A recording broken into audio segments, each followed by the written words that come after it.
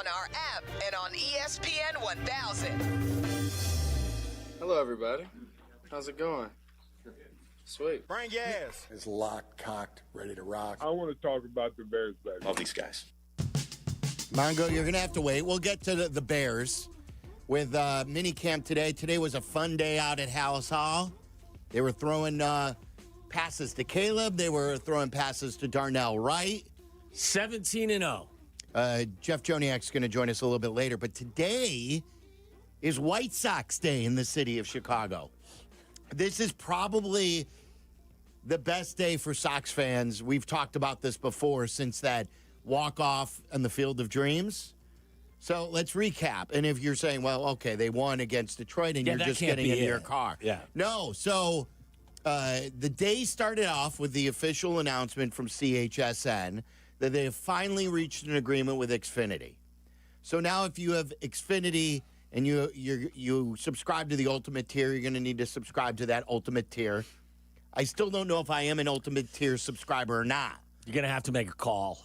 Yeah, but Jack told me if I get the MLB Network, I'm an Ultimate tier guy, and I do get the MLB Network. Jack's 23 years old. I'm not sure I would put all my life savings in on that. 24. Jack's 24. I'd still check it when I got But isn't like a 24-year-old right in tune with what you can get, what you can't get with technology? You're the last guy to ask as old as you are. But I feel like Jack's young old guy. Cable is not up our demographic That's wheelhouse here. So maybe an old guy like Waddle is better with cable. Now you're talking. Yes, you need a rotary phone. I'm your guy. All right, so it doesn't stop there. The CHSN, that was like the opening act. The main act today, the main big deal, and you tell me, Sox fans, if you agree it's a big deal or not. There's been lots of discussion about this. It just hasn't been announced officially until today. But yes, Justin Ishbia and the Ishbia family will be taking over controlling interest of the White Sox sometime between, I think, 2029 and 2034. They've entered into a long-term agreement that could lead to Ishbia taking over the team as soon as 2029 or as late as 2034. In the interim, he'll make capital infusions into the White Sox in 2025 and 26 as a limited partner, paying down debt while helping support ongoing team operations, according to the release. So this is good because if you've wanted Jerry to get rid of the Sox, he's going to do that, albeit it's a long timeline. But I think the other thing from that is that the Ishbia money will be coming in immediately and starting to help with improvements. Do I read that right? Yeah, I don't know what it's going to help them with. It says paying down debts and helping support ongoing team operations. That's always a good thing. It's cash infusion. Yeah. I call me stupid, but my question, and I think long term this is good. It says here, it goes on to say from 2029 to 2033, Reinsdorf will have the option to sell controlling interest to Ishbia, the agreement states. If a deal isn't completed by then, Ishbia then will have the option to take over after the 2034 season. Until that point, Reinsdorf will continue to own and run the team. The only question I have is why does Jerry want to continue to own and run the team from 2025 up until 2029? I don't understand. I guess he said in his statement today, I'll read you the statement in a little bit, but he said in the statement that as long as he's able, he wants to run the team. And he is able right now. He's 89 years old. Do we address the elephant in the room? That's up to you. He's 89. What happens if something else happens? Well, I don't know. I mean, he seems to be in good health. I mean, there's a very good chance he could still be with us in 2020 or 2033. But what happens if something happens before 2029? That I don't know. I mean, I'm sure. Look, this isn't. They're just giving you the bullet points here. I'm sure there are details that are a part of this agreement. I mean, like, in the here and now, because I'm a here and now guy, I just kind of feel like, yes, long term, this is great. What does this do for the White Sox between now and 2029? Does the cash infusion not only help with paying down debt, and when you say helping support ongoing team operations, does that mean finally you'll be able to spend money on players in free agency? To what extent? We don't know. But does Ishbia now solidify their plan for a new stadium. Right. If they don't get public money, does his infusion of the money, and he's a real estate guy, isn't it? That where he's made his money? That, and I think mortgage. I think they've got their hands in a lot of stuff, and it's all turned out quite well. So, like, you would think he'd want the ball rolling on a new stadium if that is going to be. And I thought this was interesting. I didn't see what Jesse had tweeted in response to someone commenting on his initial tweet. So as you basically summed it all up. Jesse tweeted earlier, breaking. This happened just when Carmen and Yurko were getting on the air at around noon. The White Sox announced they have entered into a long-term investment agreement with billionaire Justin Ishbia.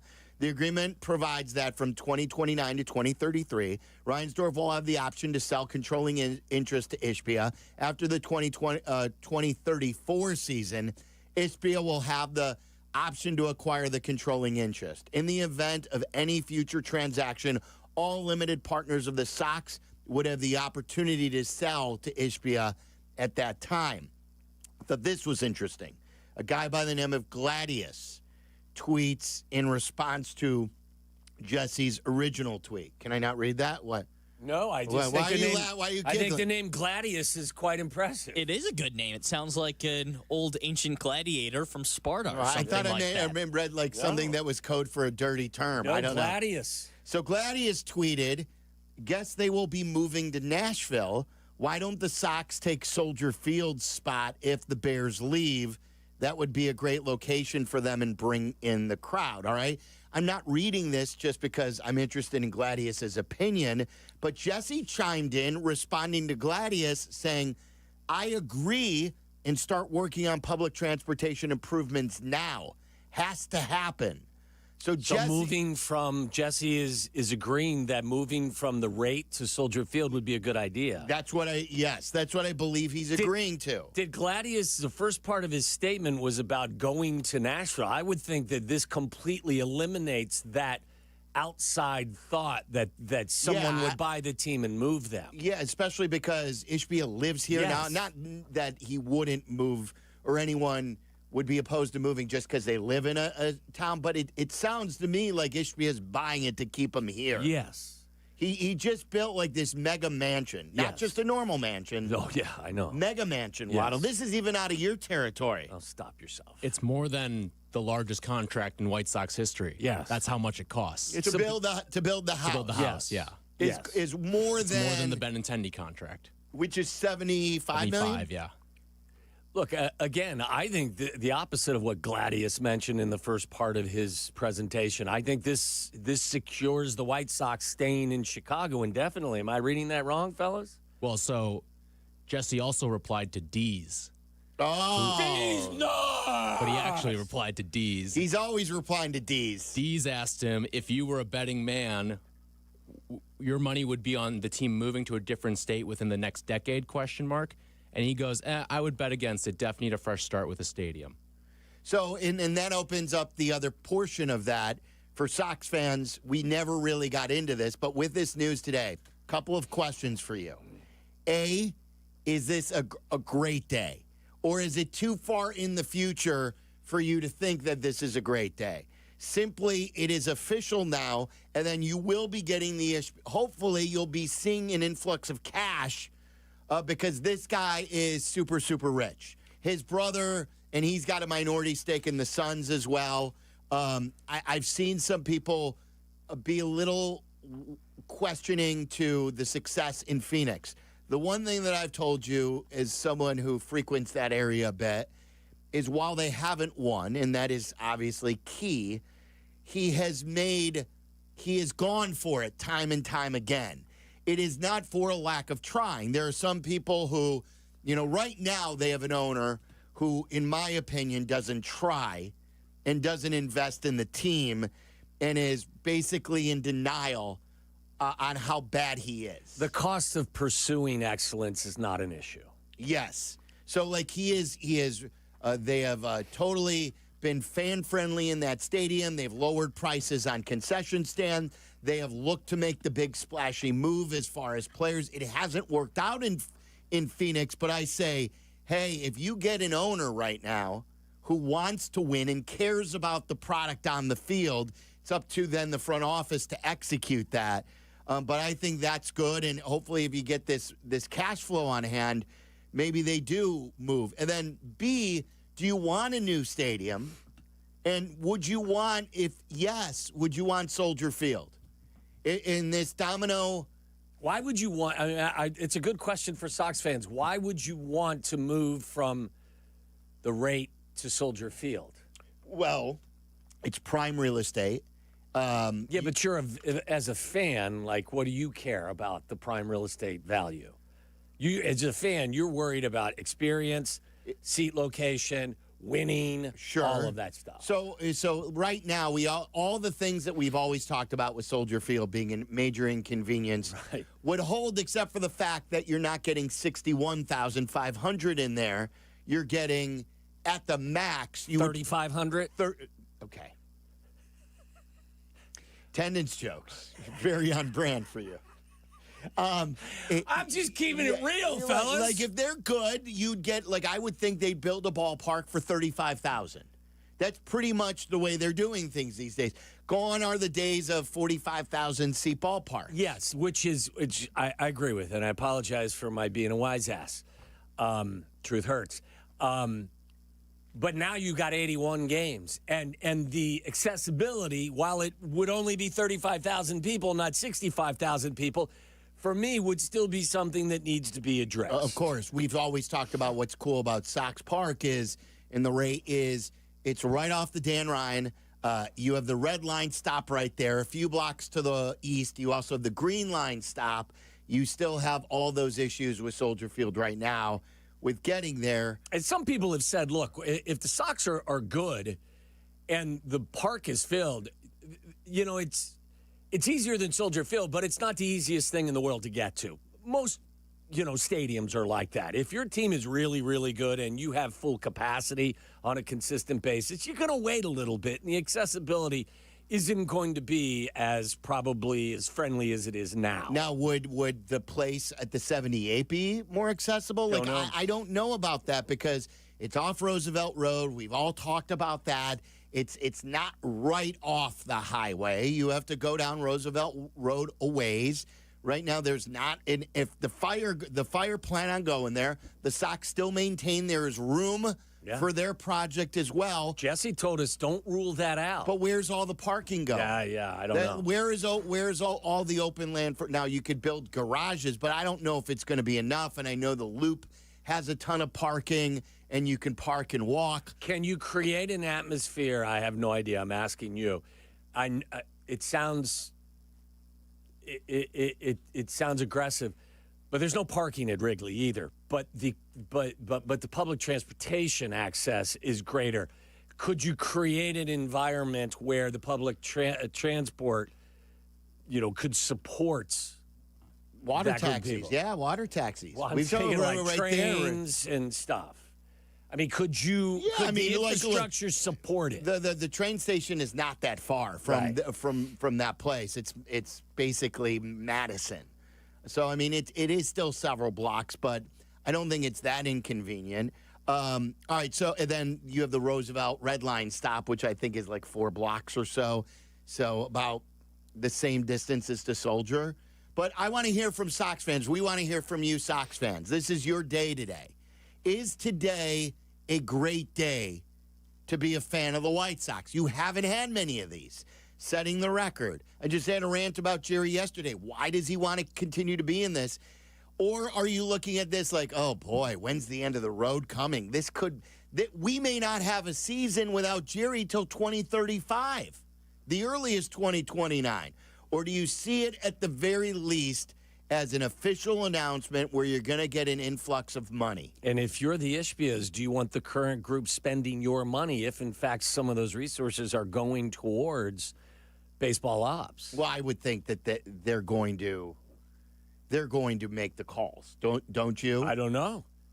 I'm not sure. All right, so ring it up for us, Sox fans. A walk-off winner, the announcement that Jerry is officially transitioning out down the road and the Ishbias are in, and then the CHSN news where This has been a long time coming. They thought they had deals multiple times. And what does it mean for the antenna? We'll give you all that info coming up. 312-332-3776. Jeff Joniak, 1 hour from now. Sox fans want to hear from you or anybody interested in this stadium conversation as well. 332-3776. Waddle and Silvy.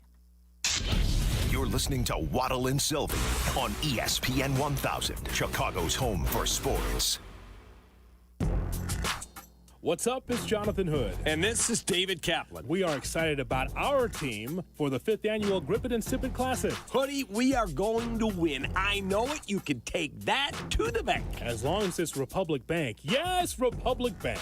Proud sponsors of Team Cap and J Hood at Seven Bridges Golf Club on June 11th. Presented by Yingling Flight.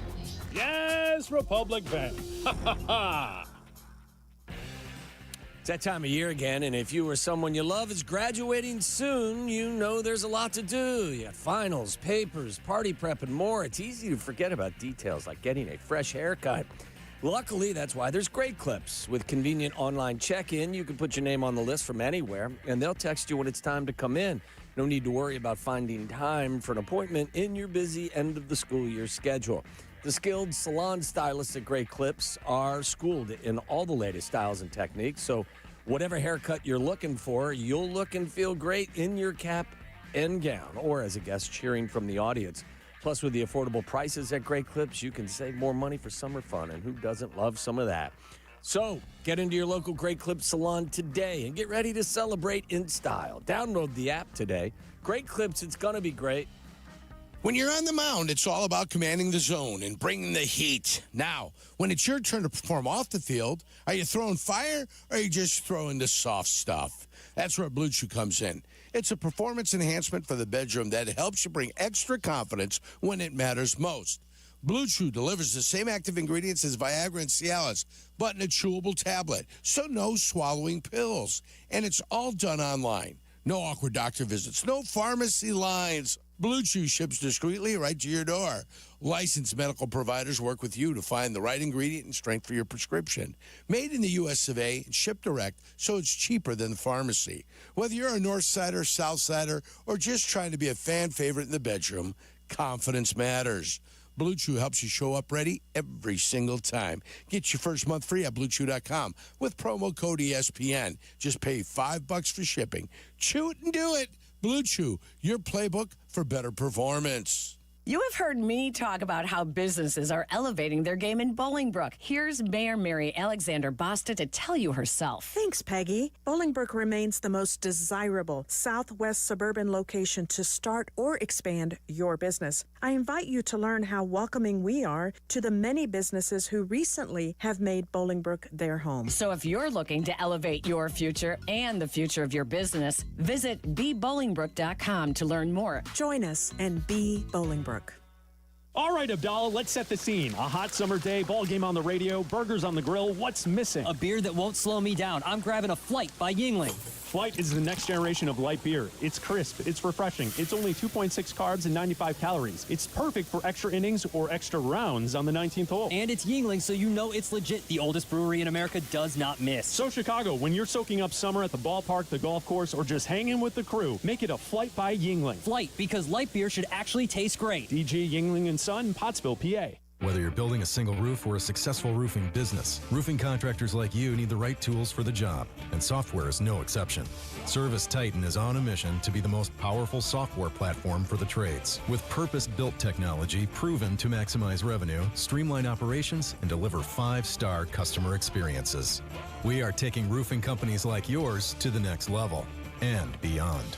Service Titan, we are built for this. See what we can do for roofers at servicetitan.com. The playoffs are in full swing, and you can get in on all the action at ESPN Bet Sportsbook.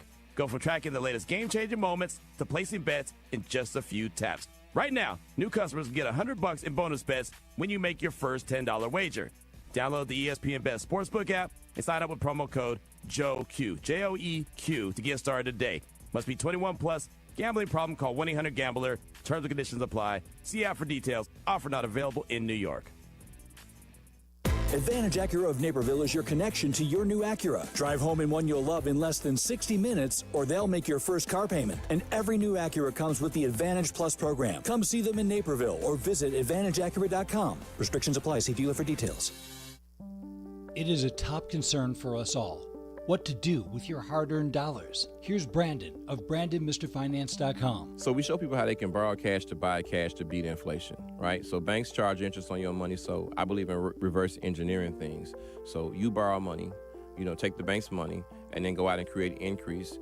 Do it by way of a business so you can create leverages, and then you can get tax rates for making more money. BrandonMrFinance.com. And you're your number one asset, but many times people don't insure themselves. So life insurance is a big deal. But it's also a vehicle of how the wealthy, basically shelter money. If you want to rethink money and how to leverage yourself to create wealth, visit BrandonMrFinance.com now. And then you can prepare yourself by putting money into insurance outlets that will grow compound interest and create generational wealth that have a living and a death benefits. Go to BrandonMrFinance.com and book an appointment today. Those are some of the ways that you can use to create wealth and give yourself financial freedom while protecting your family. BrandonMrFinance.com. Every success you've had began with a great opportunity. Now there's another one. Last aid year, University of Maryland Global Campus awarded over $21 million in scholarships to qualified students, including community college students, service members, veterans, and working adults. Now is the time to move your career forward with an online and accredited skills-based education. Learn more at umgc.edu. Certified to operate in Virginia by Chev. Progressive knows sports brings people together, but you gotta feel bad for people who don't even get it. Some people will never know what it's like to see their favorite team's hopes decided by a ping pong ball to draft the next superstar. Or not.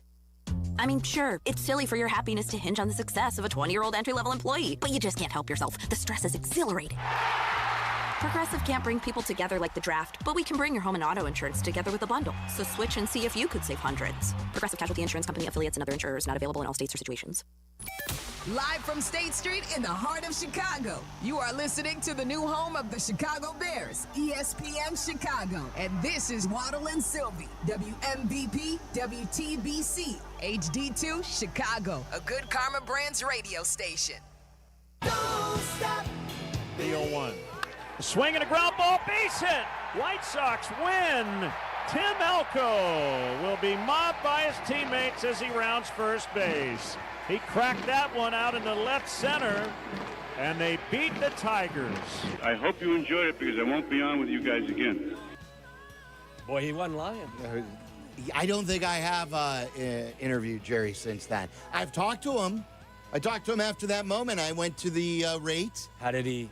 And we sat in his office and we talked it out after that whole thing. Did you guys leave on decent terms? Yeah. Okay. Yeah. And then I told you that year when they won the World Series in 2005, that was opening day of 2005, for those who aren't sure. Carmen and I interviewed him on the old Sylvie and Carmen show from 9 to noon. And we interviewed him on opening day, 2005. And it was at the same time that Eddie Curry was having the heart issues in a contract negotiation. So when you have the White Sox owner, we asked him all about opening day, stuff like that. And then we asked him, hey, we got the Bulls owner here. It would be foolish not to ask about Bulls stuff, too. Bulls were a good team under Scott Skiles then. And so we asked about Eddie and about something else about the Bulls. You ambushed him. And we under false pretenses, he said. You've interviewed me under false pretenses, and you'll never get another bite of the apple. And we never consented to, only talk about opening day. But then when they won the World Series, we got to go to the White Sox World Series party in Houston. And? And I drank booze for free all night. Yeah? As a Cubs fan. Jared didn't have anything. I didn't run it. I ran. Carmen and I. You were running in those circles? Carmen and I went up to Ozzy, and Ozzy looked at us, and he gave us 2 middle fingers. Oh, he did? Yeah, in Ozzy's typical joking way. Listen, that's a badge of honor coming from Ozzy. This was the official White Sox World Series party. The owners were there. I remember when they came in with the trophy, all the players were there, all the coaching staff, the managers. So in a sense, you did get another bite at the apple. Yeah, I got several drinks. Bite at the apple. I got several drinks at the bar too. Yeah, apple and booze. All right, so to recap, the highlight right here on ESPN 1000. It's hard to believe that a White Sox walk-off winner in extra innings against one of the best teams in baseball is third on the list of good things today. The first is obviously the news that Jerry will transition out of controlling interest of the Sox starting as early as 2029. The second is... Do you think there'll be a shovel in the ground for the Bears by then? Oh, you made me very nervous when you said that. When you started talking about shovels in the ground. I did a poll question, a matter of fact, Waddle, asking people, first it was going to be what happens first, Jerry leaving or the Bears' new stadium opens. Mm-hmm. I threw in a third option. Which will happen first? Jerry Reinsdorf officially relinquishes control of the White Sox, the Bears move into their new stadium, or a Chicago team wins a championship. I have to gamble. I suck at gambling, but I tried to do it analytically and not with my emotions. I would say that Jerry will have at that point turned over control of the White Sox. I'm with you. The listeners don't agree. And by the way, shovels in the ground was a reference to the Bears. Nothing, I know. Nothing nefarious. I know. 41% say Bears' new stadium. Now, we know the earliest that's going to happen is 2029, but probably conservatively 2030, 2031, something like that. I would say 2030 would be where my money goes. Yeah. So, and then with the window opening for Jerry in 2029, I would assume I would go on the early side of that. So I think the White Sox will be turned over in 2029 or 2030, with still all bets being off. 32% say Jerry leaves the White Sox. 27% is banking on a Chicago championship. That's what I voted for. Which team? The Cubs are the best team in the National League right now, so I could see them. The Bears, you have a young quarterback and a new head coach. They could win it. In 5 years, you have 25 chances, because there's 5 teams in the city to win a championship across the 5 sports. I would hope by that point at least one of the teams has gotten over the hump. I would like, by percentages, I would hope you're right. I'm hoping that that's the right answer. But it's tough to see that right now. I still can't get you to bet the over in this season. Over 8.5 wins, for Christ's sake. I'm thinking, too, like, between now and 2029, if there's not a championship in this city, that's, what, a 13-year drought? With 2016 Cubs yes. being the last one. Like, that would be one of the longer droughts this city's ever seen. Well, and think about it. When you do, like, average over the last 30 years, I mean, we've had some in bunches, but the Cubs won in 16, the Blackhawks won in 15, the Blackhawks won in 13, the Blackhawks won in 10. So there's 4 in the last 15 years. That's an average of less than like every 4 years or so, 3.5 years. The White Sox won in 2005 then. So from 2010, that's another 5 years. So, like, if we're going in 5-year increments, I would hope we're going to get another championship within 5 years. I would too, but our hockey team is a mess. Our basketball team is perpetually, in the middle of the pack. The football team's won, 15 games in 3 years, 14 games in 3 years. The Sox are soxing it up right now, and the Cubs would be the team that would give you the best chance. So, again, if you're betting with your head in analytics versus your heart, I still think that, Jerry turning full control of the team over would be the play. There's so many things at play here, too. Somebody texted us or tweeted at us that, and he made a really good point. The Ishbia family, why in the world would they ever consent to moving to a building that they would have no ownership of it? And I'm referencing Soldier Field. Yes. Why would they want to lease their stadium? Right. I mean, if you've got unlimited supplies, why wouldn't you want to dictate policy with regard to that park and actually have it done, whether you own it 100%, but have it done, as a very, friendly thing to you? I don't think Soldier Field would be the avenue they would take. And again, my biggest question with all of this, and I think this is all good news, is between now and 2029, what will change?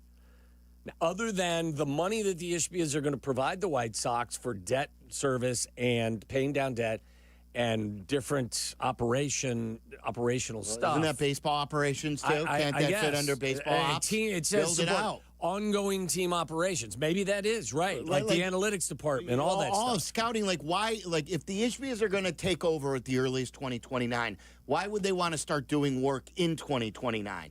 Aren't they looking once they hit the ground? They want to hit the ground running, and they want the franchise to look the way they want it. Going ahead of you know what I'm saying? Yeah, but if I'm investing hundreds of millions of dollars, I'm doing it in a product that I will eventually own, but it's under the controlling interest of somebody else. Right now, that's true too. So I mean, that's just the only thing that I ask, and I'm sure that they can find common ground here. But in the meantime, between 2025 and 2029, how does the working relationship actually look? All right, let's get to all these calls. Is this a great day for you, Sox fans? And how do you view the stadium situation? Do you want to keep it where it is? It's all brought to you by BetterHelp. So let's talk about it right now. BetterHelp, mental health is health. I always say it. A healthy mind will lead to a healthy body. Visit BetterHelp.com/timeout today for 10% off your first month of therapy. That's BetterHelp.com/timeout, 10% off your first month of therapy, whether it's daily stressors or if you're really going through something right now. You need to talk to somebody, and BetterHelp.com is the place to go. Let's go to Tim on the Ryan. You're on ESPN 1000. What do you think, Tim? Okay, it's a great day, Silvy, for the White Sox. We finally got some direction, and we can wait because we've been suffering so long. And the stadium issue, the red line is going out to 130th Street out south. They have a ton of space out there. You could build a brand-new ballpark out there, ton of parking, perfect, and it's still on the south side of the city with public transportation letting you off right at the stadium. It's interesting, like, you could make there are so many places that you can think about a new stadium. You can think about Soldier Field. You can think about staying where you are. You can think about going to Arlington Heights. You can think about what he just said. Go further south with more room to develop their own thing there. Yeah, for me, it's just kind of I feel like I'm in a holding pattern with regard to what does this mean in the here and the now. Will they speak, do you think? Will they officially speak with this announcement? I would think so. Tom in Sherrville, you're on ESPN 1000. What's up, Tommy? Hey, guys, 2 quick points. One, as long as Reinsdorf has his hands in it, even if it's one day, it's still not good. And then 2, about the stadium, now I live in Northwest Indiana, but when I lived in the southwest suburbs, it was a great location. You had the Rock Island took you there. You're right on the Rhine. Even living in Northwest Indiana now, I could jump on the toll road if I have to and get to the stadium. And as for a fan with kids, I think it's a great experience. I agree but like with that. I said, as long as Reinsdorf still has his hand in anything, it's not a good day. It needs to be gone. I get it. Like I termed it a good day, not a great day because of the timeline. If you're a Sox fan. It's interesting as well because there is a labor issue on the horizon. As you are currently constituted now in a Major League Baseball environment, if you're the Dodgers, and I would kind of put the White Sox in the Dodgers category if the Ishbias were in the driver's seat, because we've seen how they have spent with the Suns. Wait a minute. You're telling me that they're going from Jerry to then, because of the Ishbias, going to the Dodgers territory? I'm telling you they're going to be closer to the Dodgers than they are the existing White Sox. Okay, I see what you're saying. My point is that currently there is no limit to what you can spend. You just have to pay a luxury tax. It's a little different in the NBA.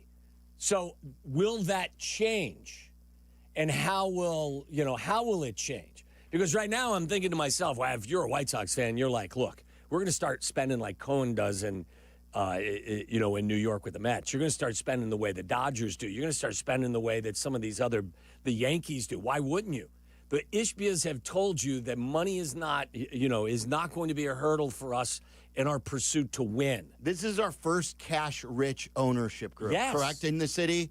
We don't have any cash. Like the Ricketts are not cash-rich. We know they're the asset rich. They're asset-rich. But it's the dad's money. Right. Like Tom's not a billionaire. I don't know his finances, but yeah, I mean, these guys are cash rich. Yes, I think every one of them, Dad, the sons, everyone's a billionaire with a B. I'm just thinking, like it feels when you say, is this a great day? Yes, because they are going to invest in the product. The long gone will be the days eventually where the White Sox are the only team or one of the two teams that has never spent $100 million on a contract.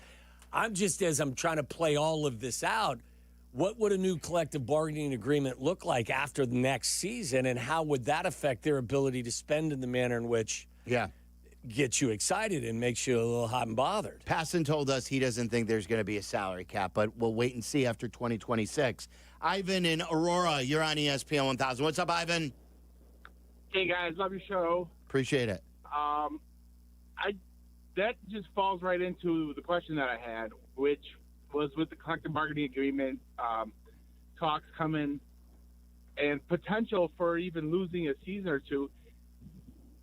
Is that why Jerry put that timeline in there of 2029? Because he wants to see the salary cap and an even playing field for everybody, which has always been his thing. This is what I would. That's a good question. And again, I'm trying to think about this on the fly. That franchise is going to be worth more if, in fact, they can hammer out an even better stadium situation. So if you can find a way to secure a new stadium deal, whether it's at the 78 or whatever it is, when ultimately the purchase price comes to be, won't it be at an elevated cost? Or in the process of this evaluation, have they already negotiated I would think the purchase price? Because why would they want to raise what they're going to pay by invest? You know what I? Yeah, that's what I mean. Like there are so many. I think this is a really good day and it's pointed in the right direction. But there are so many things that I don't think will have any impact on the here and the now. So it'll be interesting how what we hear from both sides from this. John on the Northwest side, you're on Waddle and Silvy. What's up, Johnny? Hey guys, love you guys, love your show. Listen every day. Thank you, John. So great to hear you talking about the White Sox. Just want to say great day on all counts. Great on the new ownership. Was at the game today, saw it. Great to see them beat the Tigers. I think they should stay there. I like that stadium. I'll make the drive to go there, and I drive it.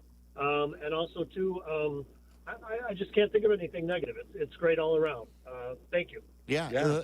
I think that's the best way to look at it right now. Like I've gotten a couple. Like Chris says, Jerry's reign of terror has an end in sight. It's a good day. I could manage to suffer a few more years. Another tweeter, our guy Jim, says, you think Reinsdorf is going to answer to the effing Ishbias? This franchise will be ran in Jerry's image until the day he's gone. There's my question. Right. What is going to change between now and 2029? We got to see. And then from 2029 to 2033, right, the situation continues to exist. Yes. Let's go to Andrew in the South Loop. You're on ESPN 1000. What's up, Drew? What's up, boys? It's a good, not great day because obviously you have Jerry is going to be there for a while. I mean, you're not Ishbias aren't coming anytime soon. So it's going to be a while before that reign of terror ends. On the note of that stadium, nobody had a problem making it to that stadium in 2005. Nobody had a problem making it to that stadium for the blackout game. I don't think we should ever move. There's no reason to. Nobody has any qualms about that stadium. So I just want to hear what you guys have to say about that. But good, not great day. Like the problem, the only thing that I agree with you about the stadium. The thing may be is they don't get the sweetheart deal that they have where they have to lease it from the state of Illinois. They want to play hardball, and then they're just like, we're better off owning our own stadium. Right, I was going to say, what if the Ishbias decide, hey, look, it's in our best financial interest to go to the 78 with the Fire and build this stadium that we actually have full ownership of, or at the very least, more control over the revenue that is happening, not just in the stadium, but what if they are part of the development around the stadium? Like they've got enough cash to buy the team, build the stadium, and develop the area. Yeah, like he is. It says, I'm looking at his bio, Justin Ishbia. It says he owns 22% interest in United Wholesale Mortgage. It's a company founded by his father and now headed by his brother, Matt. So, like, this is what he does. He's the founding partner in the Chicago-based private equity firm Shore Capital Partners. This guy's business savvy. How much do you guys think Justin is worth, according to Forbes? $6 billion. Oh, I think it's more than that. I think it's. Well, This is not math. This is Justin. Yeah. Justin's very, very well off, too. I'm saying the family's worth $15 billion. He's got 6 of it. I think Justin's probably like 10. Okay. Jack? I was going to go around 10, what Tyler said. That makes sense because I'm assuming it factors in his ownership of the team already. According to Forbes, in 2024, now things could change, Waddle is nearly right on the money. It says his net worth is $5.4 billion, which is still plenty. $10 billion is an enormous number. I don't know why I thought he would, like. I think as a family, they're north of. Let me see what they're going to be north of $10 billion. Once you say billion, it all starts kind of blending together for me too. All right, so just Matt Ishbia, the one who his brother, who is the majority, the controlling partner of the Suns, he's worth $10.1 billion. And remember, his brother will still be a partner in this. Yeah. So they have plenty of money. Yeah, right. So in a perfect world, while the rate may be a great place to see a baseball game, and fans may not be clamoring to move from it, from an investment perspective, they may decide that we'd be better off owning our own building and the development around. Don't you think that this just gives them the green light now to start working on the stadium, if in fact that's what they want, that the Ishbias build it, thinking that they're walking into that new stadium the day they take over? Because it's a 5-year project. You would think, but like, what if Jerry's still feeling chipper and loves being involved in the game? He can hold out till 2034. No, but remember the lease doesn't the lease end in 2029 or 2028? I'm sure you can rework that. They can but maybe not get what they want. I'm just saying, like, you are correct about, but you build that stadium. And then Jerry May. Wouldn't you want the team to own? Wouldn't you want to own the team at that point? Yeah, runs through 2029. So, but if they own the stadium, they can own their stadium, right? Yeah, and then they could lease it to. Right there, you go, like subletting a house after you buy one. Right. All right, 332-3776. Look at us, two business majors. You got that right. Like, I lean on you for this stuff. I think I got $40 in my pocket right now, and that's a big. That's quite a deal for me to have any kind of cash on me. All right, so we'll take more of your calls. Let's talk about it. It's brought to you by BetterHelp. And also, we've got Aki's A-List. We'll get to the Bears. The Bears finished up their mandatory mini camp, ended today. We're going to have Joniak join us coming up at 6. But Sox fans, how are you viewing today with this announcement? CHSN is going on the air for Xfinity customers as well, and the White Sox have a walk-off win. Anything else that's on your mind? Feel free to join us at 332-3776. This is Waddle and Silvy. Waddle and Silvy on Chicago's Home for Sports, ESPN Chicago. The Odds Couple. Host Mike North and Carmen DeFalco. These guys like to bring you the latest numbers, odds, and important stats so you can place your bets with confidence. Hear the show on demand on the ESPN Chicago app. Brought to you by Bet365. Guys, nothing beats a great night's sleep on a beauty rest from Steinhoffels. Right now, you'll get a free foundation when you buy a Beauty Rest Black or world-class mattress. Queen mattresses start at just $30 per month when you use Steinhoffels 60-month financing. And with Steinhoffels 110% price guarantee, 120-night sleep guarantee, and free delivery, you can't make a mistake. Steinhoffels is the only place our family shops for furniture. Going to see my guy Chad from Steinhoffels tonight. We actually have special spaces in their outstanding fundraiser tonight. So it's something that they partner with Special Spaces.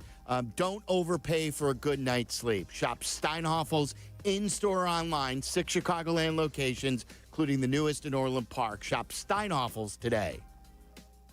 Hey, it's Courtney Cronin, and when it comes to gifting, nothing beats a beautiful piece of jewelry. And when it comes to jewelry, Chicagoans have trusted Rogers & Hollins for over 100 years. As your local family-owned jeweler, Rogers & Hollins offers meaningful pieces at a great value, plus expert guidance, trusted repairs, and hands-on service that make every experience unforgettable. Whether it's an engagement, anniversary, or something for yourself, check out rogersandhollins.com or stop by a store near you. That's Rogers & Hollins Jewelers, for now and forever.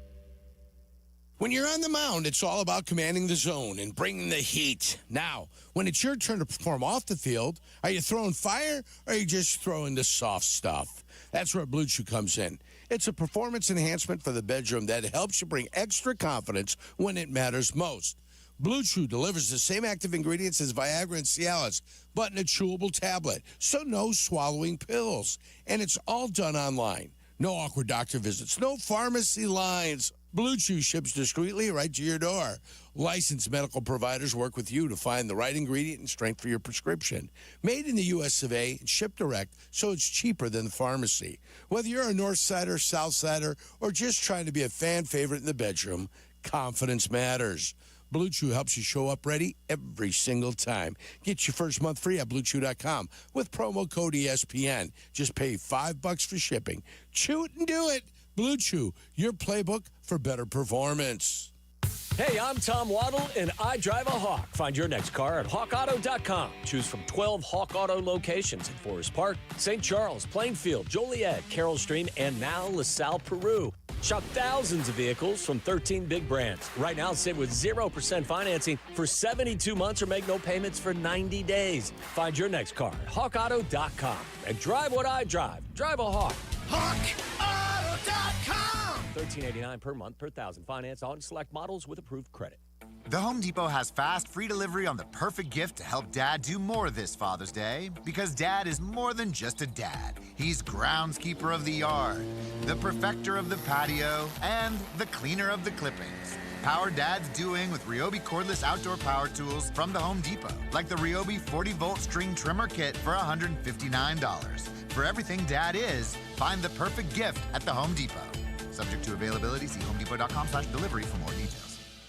This just in, the NFL schedule has dropped, and you know what that means. It's go time. Adam Schefter here with the Insider Tip. If you're trying to catch your team live this season, Vivid Seats is the move. For the best selection of games and seats, it's time to snap your tickets up now. Vivid Seats has great deals on great seats and the only rewards program in the game. It's no wonder they're the official ticketing partner of ESPN. So don't wait. Head to vividseats.com or download the app and lock in those game days.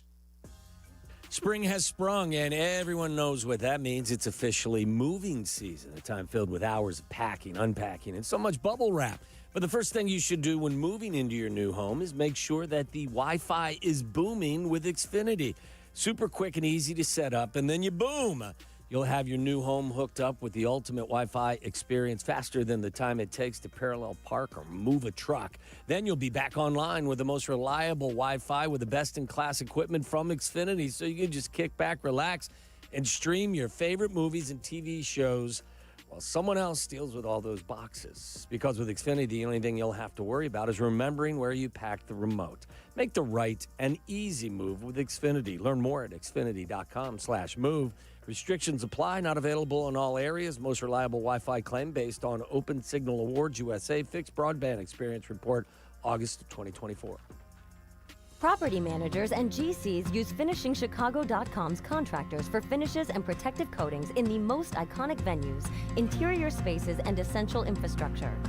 Our painters apply industry-leading commercial and industrial finishes inside and out, so your biggest assets always put their best square footage forward. FinishingChicago.com has your free list of painting, wall covering, glass systems, drywall finishing, and signage contractors. For a great finish, start with FinishingChicago.com. Twin Peaks is the best in the game. Here, it's bigger game days and bolder fight nights. I mean, where else can you find a scratch kitchen that always comes in clutch every day from lunch to late night? Only at Twin Peaks, the #1 sports bar. Hey, if you or someone you know is graduating soon, nothing compliments a cap and gown quite like a fresh haircut from Great Clips. A skilled stylist at your local Great Clips salon. They're schooled in delivering the confidence-boosting cuts you love. And with convenient online check-in, you can stop in whenever it fits your busy schedule. Plus, with their affordable prices, you can save more money for summer fun. Get into a Great Clips salon today and get ready to walk across that stage in style. Great Clips. It's going to be great. Follow Chicago's Home for Sports on Twitter at ESPN 1000. This is Waddle and Silvy on Chicago's Home for Sports, ESPN Chicago. Walk-off win for the Sox today. CHSN will be available on Xfinity starting tomorrow. And Jerry Reinsdorf announces there's a transition phase, at least starting off in 2029, with Justin Ishbia, who will hopefully add a bunch of cash to the organization even before he takes over a controlling interest. You want the White Sox? I think there's a Jerry quote in this. He says, having the incredible opportunity to own the Chicago White Sox and be a part of Major League Baseball for nearly 50 years has been a life-changing experience. I've always expressed my intent to operate the White Sox as long as I am able and remain committed to returning the franchise to the level on the field success we all expect and desire. But my only question is, what are you waiting for? Like I know they got good for a little bit, but for more seasons than not, way more seasons than not, they have been a bad baseball team. Well, have you spent the amount of money that it takes to get you up to speed with regard to your analytics department, your scouting stuff, all of that, and how does it compare with the rest of Major League Baseball? And then are you willing to spend the resources on acquiring players via free agency? And the truth of the matter is, the reality is the answer to those questions is no. Yeah. Let's take more of your calls, and then we'll get to Aki's A-List Joniak at 6. Craig is on the way home from the game. Craig, good day for you today? Oh, wonderful day. Beautiful. I've been listening for quite a while now to what you guys are talking about, and there's a couple issues. First of all, I believe that unlike Wrigley Field, the area of Wrigleyville is a destination. They could take Sox Park, and with all the outlets, they can make that a destination. Number two, yes, I know you guys talked about, owning your own team. Well, the state of Illinois is in big trouble, and I wonder if it would be feasible for just the new owners to just fork over some money and give it to state, and the state turn over the stadium. And then, you're saying have them sell the rate to them? Yeah. What do you think, Waddle? I don't know if that's what the Ishbias would want. If they're going to spend their money on a stadium, I don't know. Do they want a newer facility? The rate is fine. But do they want a new facility? I don't know if it's realistic or not. Like I said, you're way more business savvy than I am. But if the state knows that if the White Sox leave, that's done. No one's playing there. The Fire's going to be building on the 78. Maybe they give you a deal. And maybe they would say, look, like he said, we need money. Maybe we do sell. That may be true, but maybe the Ishbias have a grander plan. Sure, that could be very true, too. Where they would like to move to the 78 or somewhere else and not only build the stadium and own it, but also develop the area around it. I don't know the area well enough to say, hey, if you put the money into it, currently where the rate is, you could build an entertainment area around it. Sure. Ryan on the west side, you're on ESPN 1000. What's up, Ryan? Hey, guys. Thanks for taking my call. I want to start off by saying that anybody but Jerry is going to be great. However, all my family lives in Phoenix, and these guys own the Suns. And I texted my cousin today when I got the news, and I asked him what he thought of the Ishbias. And what he said was, at first I was happy he was buying the Suns because our previous owner sucked. Sounds familiar. But now I don't like the decisions he makes. He just hired a 39-year-old coach with no experience because he went to Michigan State. He replaced our GM with someone that went to Michigan State. They're even joking locally that they are changing the mascot to Spartans. Not a fan. That's right. So something to think about. You got to think long term. I know we want someone in there and not Jerry, but these guys might, do whatever they want, Sure. and it could be asinine decisions. So just something to think about. You're absolutely right. I mean, just because you're rich doesn't mean you're going to be great. I still think like you said, the way you started the call, anybody but Jerry at this point. Yeah, I mean, look at what the Dodgers did. I don't know exactly. Like, that's kind of a group of people. It's not just one or two people, I think. I think there are several investors. Who is Andrew? Is it Andrew Friedman?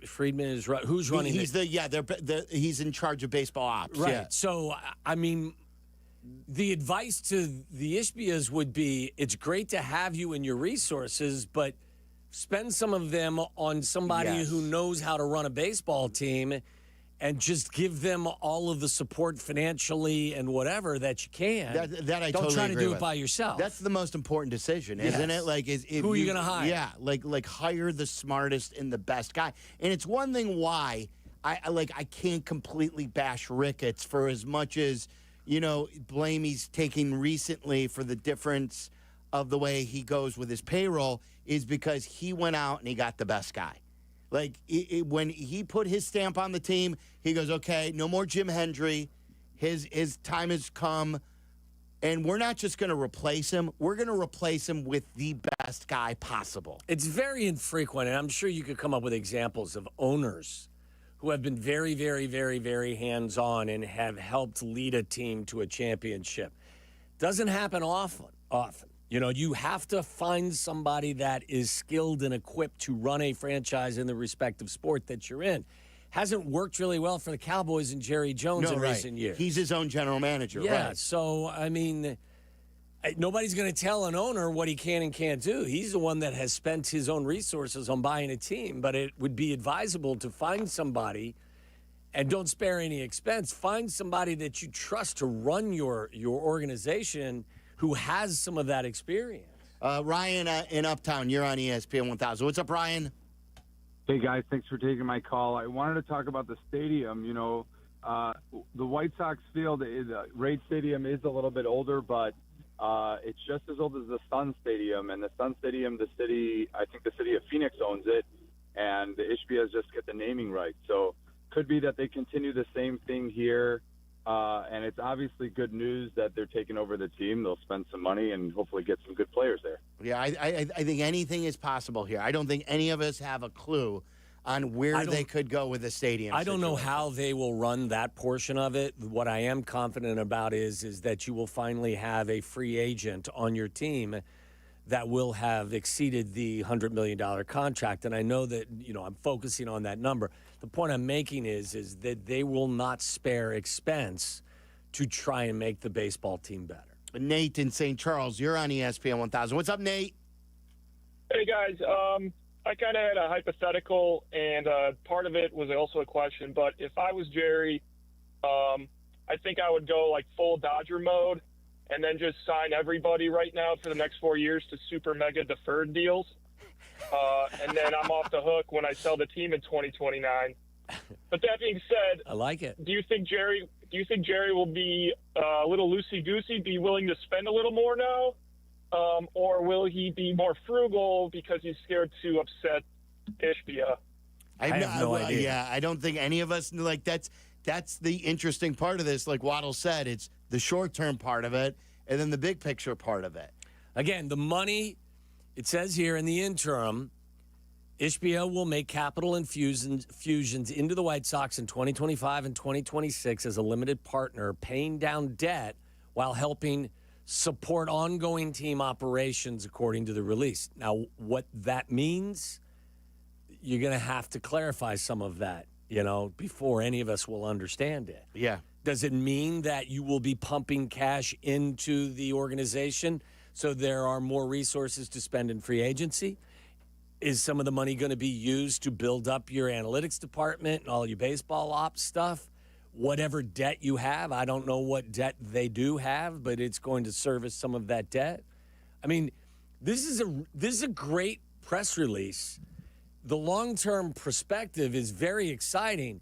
In the here and now, it's a whole lot of nothing with no details attached to it until they actually kind of clarify stuff. I hope they do speak or have a press conference. I don't know what the deal will be there. But according to Tyler, Sox fans are also, this is White Sox Day today. Sox fans, you get Kyle Teal getting called up, according to Chris Cotillo. And he's from Mass Live. Remember, Kyle Teal came from the Red Sox, so that was in the Garrett Crochet deal. My draft got on base how many times today? 5 times, I believe. 3 walks, I believe 2 his singles. on-base percentage is now over 400, according to Jeff Meller. He's been a player, so who knows? Maybe they've got guys from that deal. And you had the Elko walk-off, so some of the young guys now they're way more fun than they were last year. Well, you're seeing signs of guys being developed. Now, Robert, not so much, but, he's already been here. But Mydroff, Vargas has been an entirely different player this year than he was last year. So, I mean, player development seems to be turning a corner. All right.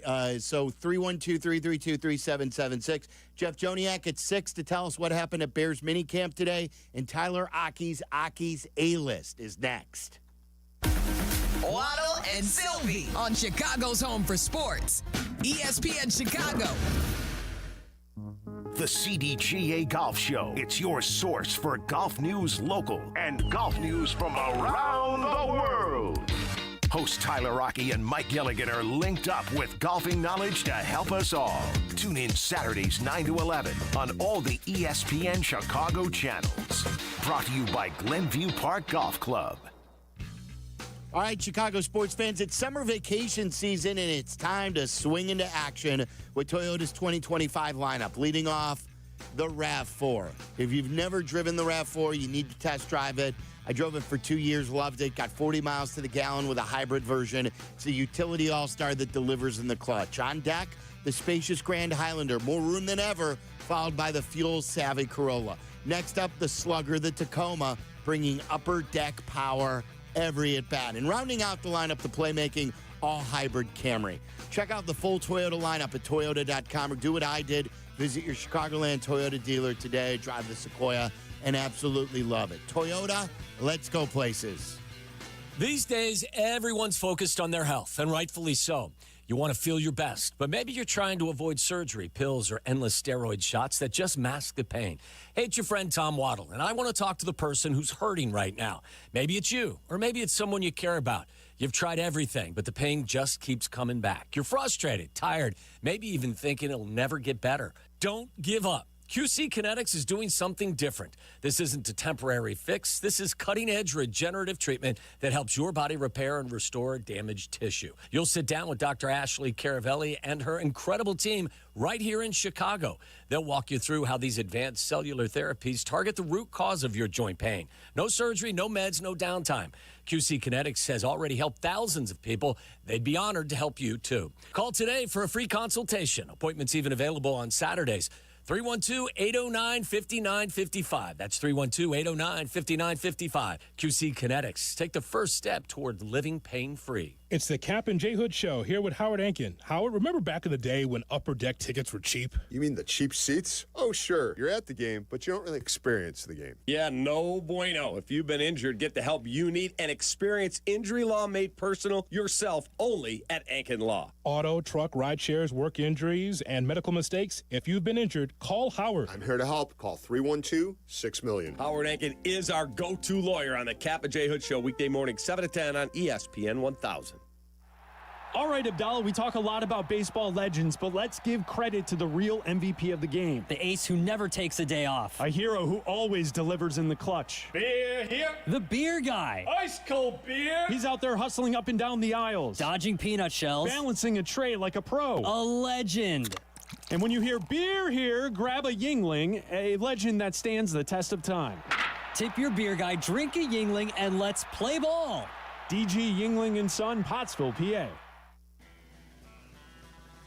Thinking about new windows or doors? Trust the team at Window Works, Chicago's go-to for over 30 years. Their custom designs fit your style, home, and budget. No cookie-cutter installs here. Factory-certified pros handle everything, so you can relax. And with summer coming, now's the time to beat the heat. Right now, buy one window, get one free. Dial pound 250 on your phone and say the keyword Waddle to schedule your free consultation. That's pound 250, keyword Waddle. If Twisted Tea Hard Iced Tea was your best friend, it would be the kind of friend that starts an impromptu dance party in the supermarket aisle that turns into an all-day pool party rager at your place, and you don't even own a pool. Twisted Tea Hard Iced Tea turns any day into a legendary adventure. It's smooth and refreshing real iced tea with just the right kick of alcohol. Twisted Tea Hard Iced Tea. Keep it twisted. Twisted Tea Brewing Company, Cincinnati, Ohio. Please drink responsibly. Every great team has its core players, but when the season gets tough, adding the right free agent can make all the difference. The same goes for business. At Robert Half, we found that 67% of companies surveyed plan to increase their use of contract talent to handle workload peaks and backlogged projects. With Robert Half's specialized recruiters' experience, combined with our award-winning AI, you can quickly find the skilled candidates you want. At Robert Half, we know talent. Discover how we can help at roberthalf.com/talent. This is the story of the one. As a lineman, he does whatever it takes to keep the power on in his community. And he wants a partner like Grainger who does the same. Grainger offers the professional-grade products he needs, from voltage detectors to harnesses to hard hats, plus fast, dependable delivery, so he can rise to every challenge. Call 1-800-GRAINGER, click Grainger.com, or just stop by. Grainger, for the ones who get it done. We're everyday people doing good in our community. Our kindness runs deep, just like our blood. The same blood we donate to help treat sickle cell disease, which hits Black people the hardest. Good news is, 1 in 3 Black blood donors is a match for someone struggling with sickle cell disease. Stand tall in the eyes of your community. Donate today because our blood saves lives. Visit redcrossblood.org/ourblood to make your donation. Exciting things are happening in Madison. Market Square Crossing is a 50-acre mixed-use development perfect for retail, hospitality, and more. Just 30 minutes from downtown Chicago, it's a prime spot to grow your business. Learn more at villageofmadison.org. It's graduation season again, and nothing compliments a cap and gown quite like a fresh haircut from Great Clips. Use online check-in to get in for a confidence-boosting cut on your schedule and get ready to walk across the stage in style. Great Clips, it's gonna be great. Hey, it's Brandon, Mr. Finance, the Millionaire Maker. Life's been really good to me. Not always easy, though, but I've had help along the way. This is why I work so hard to give back and help people all over Chicago to make investments that work best. Always taking into account your situation. Me and my team at BrandonMrFinance.com are not pitching for a particular fund or stock. We can see the whole field and the options that can work for you and your unique situation. Are you ready? Go to BrandonMrFinance.com and book an appointment today. BrandonMrFinance.com. Let's go. ESPN 1000, Chicago's home for sports. You're listening to Waddle and Silvy. Watch us and join the chat. Follow ESPN 1000 Chicago on twitch.tv or the Twitch app. It's time for Aki's A-List. From the mind of the man who understands the 4 Ps of Waddle's world. Aki's A-List. The top questions and topics floating around in Tyler Aki's mind. Are these really the questions that I was called here to answer? Aki's A-List on ESPN Chicago. Aki's A-List brought to you by Mr. Finance. Build wealth through smarter investing by visiting BrandonMrFinance.com. BrandonMrFinance.com. What do you got, Tyler? All right. Now that the wheels are in motion for a new White Sox owner with the news about Justin Ishbia today, I want you guys to power rank the owners in town, and I'm going to say use the mystery box of Justin Ishbia as a part of this exercise. So we've got Michael Reinsdorf, Tom Ricketts, Danny Wirtz, the McCaskies, the Ishbia mystery box, and I'll even throw in the Fire's own Joe Mansueto since he's been in the news lately. I don't know much about him other than he's building his own stadium, which is admirable, and not taking any public funds. The Fire fans seem to love him. But I can't do that justice. I mean, I'm going to go and put Ricketts number one. Putting Tom Ricketts number one. He won a World Series. He rebuilt Wrigley Field with his own money. He hired Theo Epstein. He is not perfect, far from it. But of that group, he's number one. I got to put, just because, and I don't know anything about Danny. Well, Danny Wirtz, it was his dad that was in charge when they were and we know winning championships. We know how that could be different because the old man, right, Bill, was awful. Rocky was great. Where's Danny going to be? So they still have won 3. He still was involved. I'm going to put them number 2. I'm going to put the McCaskies 3. No. I'm putting Ishbia 2 because I remembered you said the mystery box. So Ricketts, Ishbia, Danny Wirtz, the McCaskies, followed by, do I have anybody left except Michael? No, that's all. And then Michael's last. Michael Reinsdorf is last. And I'm in the only thing that I don't like about this day is I can't celebrate any changing of hands with the Bulls because they intend to keep that in the family, and that's a bad thing. I think the thing working for the Ishbia mystery box is A, cash, and B, he doesn't have a track record, so I can't hold it against him. Neither does Danny. Well, I really don't think what's been happening recently Danny is part of the whole CHSN debacle, too. So, would you put Danny ahead of the McCaskies or not? I don't know how involved Danny was with the the dynasty. I have no hockey knowledge on that front. He's more involved with the Blackhawks dynasty than the McCaskies have been involved with the Bears dynasty. The Bears really didn't. Exactly. All I know is I had Draisaitl last night as the pick to click in overtime in last night's Edmonton win over.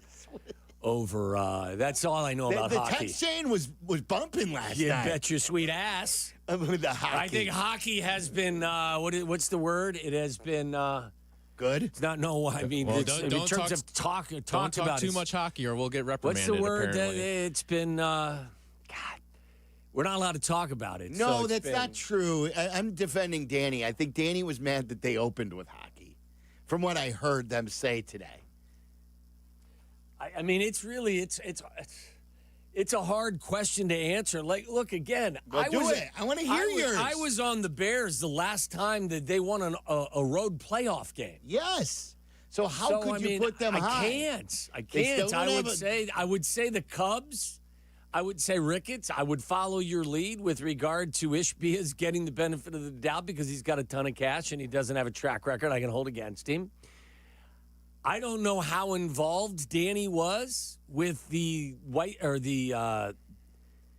Hawks winning championships, but I got to put him there.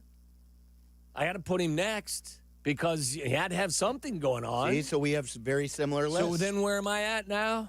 It's between the McCaskies and Michael Reinsdorf. Where'd you put the Ricketts? 1. I got to put him 1. You put him 1? Okay. I think so. Would you put him 1?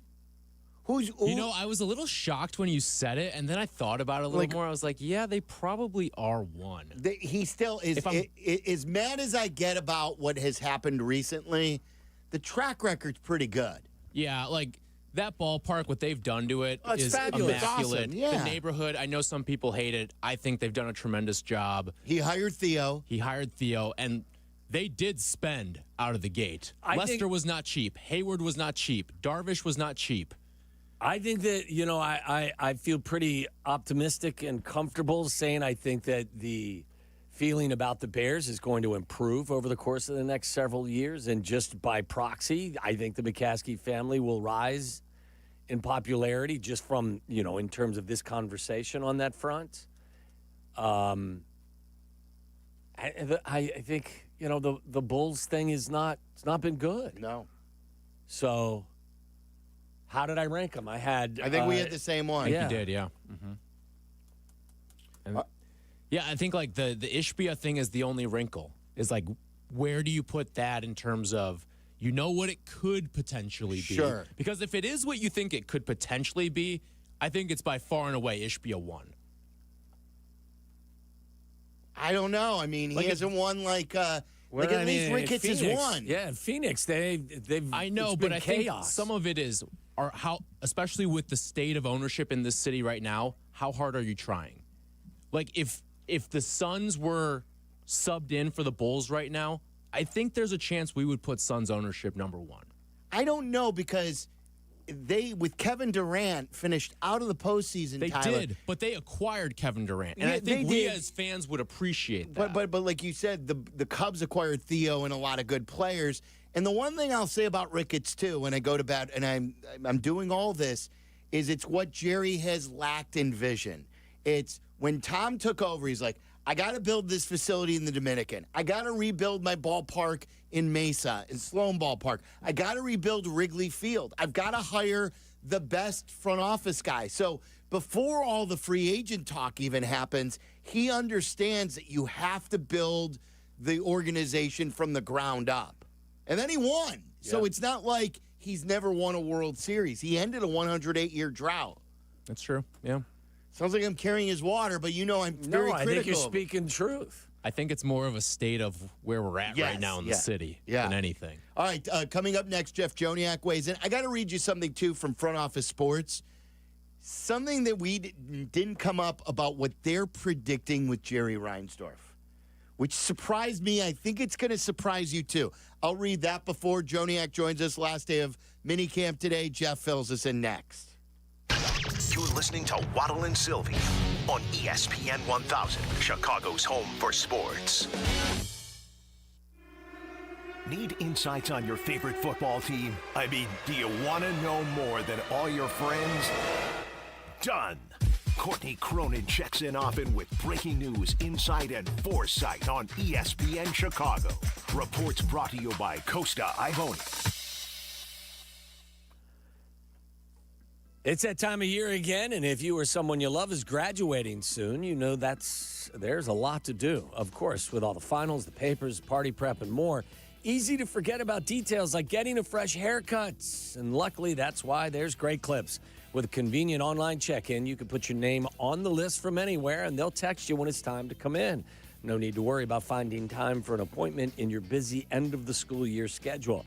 The skilled salon stylists at Great Clips are schooled in all the latest styles and techniques, so whatever haircut you're looking for, you'll look and feel great in your cap and gown or as a guest cheering from the audience. Plus, with the affordable prices at Great Clips, you could save more money for summer fun, and who doesn't love some of that? So get into your local Great Clips salon today and get ready to celebrate in style. Download the app today. Great Clips, it's going to be great. Twin Peaks is the best in the game. Here, your favorite drafts are poured at a frosty 29 degrees, and rare barrel-aged whiskeys are served just the way you want them. It's bigger game days and bolder fight nights. I mean, where else can you find a scratch kitchen that always comes in clutch every day from lunch to late night? Only at Twin Peaks, the #1 sports bar. Stick around after the sun sets. Twin Peaks is open really late. Wind down with bourbon and late-night bites. You ever try fixing your car and realize you're missing that one part? Yeah, been there. That's why eBay's my go-to. They've got millions of parts, guaranteed to fit. I'm talking brake pads for when yours have seen one too many miles of stop and go. Oil filters, because you don't mess around with your engine care. Even got this cold air intake on my watch list. I might just go for it. To keep the ride cool and your DIY streak hot. Find all the parts you need at prices you'll love. Guaranteed to fit every time. eBay. Things people love. Eligible items only. Exclusions apply. The playoffs are in full swing, and you can get in on all the action at ESPN Bet Sportsbook. Go from tracking the latest game-changing moments to placing bets in just a few taps. Right now, new customers can get $100 in bonus bets when you make your first $10 wager. Download the ESPN Bet Sportsbook app and sign up with promo code JOEQ. That's JOEQ to get started today. Must be 21 plus. Gambling problem? Call 1-800-GAMBLER. Terms and conditions apply. See app for details. Offer not available in New York. The playoffs are in full swing, and you can get in on all the action at ESPN Bet Sportsbook. Go from tracking the latest game-changing moments to placing bets in just a few taps. Right now, new customers can get $100 in bonus bets when you make your first $10 wager. Download the ESPN Bet Sportsbook app and sign up with promo code JOEQ, J-O-E-Q, to get started today. Must be 21 plus. Gambling problem? Call 1-800-GAMBLER. Terms and conditions apply. See app for details. Offer not available in New York. The Home Depot has fast, free delivery on the perfect gift to help Dad do more this Father's Day. Because Dad is more than just a dad. He's groundskeeper of the yard, the perfecter of the patio, and the cleaner of the clippings. Power Dad's doing with Ryobi cordless outdoor power tools from the Home Depot. Like the Ryobi 40-volt string trimmer kit for $159. For everything Dad is, find the perfect gift at the Home Depot. Subject to availability, see homedepot.com/delivery for more details. Guys, I want to tell you about my friends over at FenceWorks. My kids love that new basketball hoop. They love it. They were out last night at 8 o'clock with a late sunset playing basketball all night. It is awesome. They've got lots of different hoops to choose from to fit your budget. I got the one with the NBA backboard, the one that lowers as low as 6 feet, where they can even dunk, and up to 10 feet it goes. And it is delightful. My guy Jake is going to set you up and tell you all you need to know about the hoops. They also have custom-built play sets for you for your backyard and for the kids. Get them out of the house, off their screens, and playing. Go to theguyon41.com for more information. And as far as a trampoline, I say we get Jeff Joniak a trampoline for his backyard. It's the best and safest trampoline out there. You know, I got the Swing of Sadness on my playground set. Maybe we could get Joniak the trampoline of happiness. And after every Bears win, he's jumping for joy out there. That would be cool. And, of course, for fencing, if you need a fence for your front yard, your backyard, keep the kids safe, your pets enclosed, go to theguyon41.com. That's what they do. They specialize in that. Nothing out of the box, no middleman. Best customer service around, theguyon41.com. Live from State Street in the heart of Chicago, you are listening to the new home of the Chicago Bears, ESPN Chicago. And this is Waddle and Silvy, WMVP, WTBC, HD2, Chicago, a Good Karma Brands radio station. Got to get you caught up. A few things have happened since 5 minutes ago. PCA has hit another home run. Cubs lead 2-0. He went 0 for 4 last night with 3 strikeouts. So it was really good to see him in his first at-bat hit a 2-run home run. Doesn't stay down. He may get down. He doesn't stay down. Which is a great quality to see. Today has been White Sox Day in Chicago. We expect Kyle Teal to be brought up. We also had a walk-off win for the White Sox. CHSN will be available for Xfinity subscribers starting tomorrow. And the big news of the day is there is now an official plan in place for Justin Ishbia to take controlling interest of the White Sox as early as 2029, as late as 2034. Maybe new resources and money go into the organization as a result. He does have a huge already interest in the White Sox. He's not the controlling partner, but he has a lot of stake in the Sox. I want to read you this, and then we'll get to Jeff. This surprised me. It says from Front Office Sports that there's still unfinished business for Jerry. It says, with another new MLB commissioner expected in early 2029 when Manfred intends to retire, Reinsdorf again figures to be a key figure in the process to select the league's next leader. MLB is also looking to implement a more centralized media strategy in 2028 when all of its national television rights agreements expire. So they're saying that Jerry wants to have a loud voice in all of that. And especially the commissioner, where he was very tight with Selig. At first, he didn't love Manfred. Then he finally approved it. Like, think about that. He's 89 now. He's going to be 93 years old. Yeah. Or after 2029, he could be 94 years old and being a central figure and picking the next commissioner.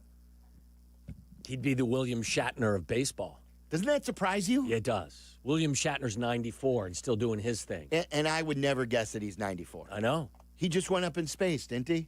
He did something, and he still hosts a show on the History Channel as well at the age of 94. It's incredible.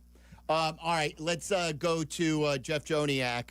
And this portion of Waddle and Silvy brought to you by Steinhoffel, 6 Chicagoland locations, including the newest one in Orland Park. I shop at the one in Vernon Hills. One day, Joniak will buy a new couch or recliner, something like that, from Steinhoffels. What's up, Jeff? You know, you mentioned trampoline. Bad nightmare about trampoline as an adult, actually. When my kids were young, a friend had one, and you got to be smart about how you jump around it. I went flat, right? But the chest hit before the rest of the body, so it kind of hurt the old spine a little bit. Oh, boy. Got to get you back up on one. Of course, the safe. You should see how safe these are now. Yeah, but, the person's got to be smart. I'm not that bright. And, it's like when you're in high school, you had to take gymnastics as part of the gym class, right? Oh, were you good at gymnastics, Jeff? No. I mean, listen, the bars, not bad. Yeah. But the rings, really? Forget about it. You do that little somersault in the rings. Yeah. I always let go and face planted into the mat. It's not good. Wait, what are you doing though on the bars? Swinging the bars, the vault. That's what he does in the bars now. He's out there swinging. You're talking about the uneven bars? You're swinging. You're not swinging. Waddle. Anytime there's a crack, you find it. Yeah, try. That's what I am. You know what? I'm a predator, Jeff. You know that. Now that's funny. My mind doesn't go there, but yours does. Okay, that's fine. That's why we work, boys? man. Thought you'd be up here this week. It's mini camp. Somebody was using the facility. The studio was in use. We tried to get up there Tuesday and Wednesday, but there was stuff going on there. Then today we had a short show, and we had a meeting downtown here at 10 a.m. Where were you for that meeting today? No invite. Check your email. I have work. It's minicam, man. We were I'm here. We were looking to use that little office that you have to broadcast live from up at Hallis Hall, and they said no. And we were told you said no. No, that's not true. I am lying about that. You're right. I am lying. You know better than that. There's 2 microphones in here for sure. Television, computer. You'd be all set to go. It sounded like today was like that they've been getting a lot of work done in past days, and today was one of those fun days. Am I right? No. I mean, it looked fun. As a matter of fact, I was conducting a Q&A with Motorola in the viewing suite overlooking fields 1 and 2. He still hasn't been there, Jeff, so it's kind of a sour conversation. Listen, and all of a sudden I had to stop talking. I go, Ben Johnson's up to something now. I'm watching running backs. I saw Lamade Zacchaeus throw a bomb, and I'm like, oh, you guys got to watch this because this is just good, clean fun. But as he said afterwards, yeah, it was fun, but I was evaluating. He's evaluating offensive linemen catching passes, running backs throwing passes, wide receivers throwing passes, quarterback catching passes. Caleb Williams caught one from Maurice Alexander, a wide receiver from Detroit back in the day. So, yeah, that was fun. Behind the back catch by Darnell Wright, but he took notes, too. Hey, Ben Johnson, as I said last week, dotting I's, crossing T's. Yeah. He says the only time they'll do it. This was kind of like the last, if I read correctly, Jeff, then I think they have OTAs next week, but he's only asking young guys and special teamers to be there for that. Is that correct? Correct, or anybody else who wants to show up. Right. I believe Rome said he was going to. So, so it'll be the young guys, and they're going to work on special teams. But so it's a good, nice break for the vets, the guys who put in a lot of work so far over the last 9 weeks or so in the Get Acquainted session with Ben Johnson. I think we learned a lot. Yeah. I did. You know what I loved? I loved this answer. We talked about it yesterday. He said it yesterday. There's a couple of different points in here that I really enjoyed, and you were just talking about Ben. This was the stuff on Caleb yesterday when he got to Caleb and he didn't like the way the pass to Roschon went. And as Adam Johns pointed out to us yesterday, like that could have gained 12 or 14 yards. But like Ben Johnson pointed out the obvious, I want to play that for everyone, and then I want you commenting. Here it is. There was a teaching moment with Caleb at the end of that last 7-on-7 where he went to the flat for Roschon. What were you trying to? Was he supposed to go somewhere else with that? Did you see something? No, he was late, so he needs to get there faster. How is he responding in those sorts of moments? Awesome. Yeah, he's doing a great job. He's very coachable, and it's like anything. It's a new play, and so we're just communicating what the expectations are, and we want to see it show up on the tape. It made me happy, Jeff. Does that make you happy? Yes. Again, this is what he's done since he got here. He's just speaking his mind. This is what he wants. He wants every detail. Again, dotting I's, crossing T's. Every detail matters. Every snap matters. Not letting anything go. Just like when he said, do you have another soundbite from today? Yeah, I've got. Which one do you want me to play? Well, about, okay. See you guys. Enjoy your little break here, but, right? Was that you leading into me the bite? Yes. We Jesus. haven't which one is this, though? Tell me which bite you're looking for. It is definitely off-season. You guys need a little work before we get to regular season. I thought for sure this would be one of the first things you brought up. It's not a show up it's not a show up in shape, not a get in shape camp. Oh. Training camp. Do we have that? Jack, we're told we don't have that one. So, well, that's a good one for me. Those phrases, that sings with me. You got time. You got to keep working. You got to keep lifting. Guys are going to take little trips and stuff, but you can't just blow off everything.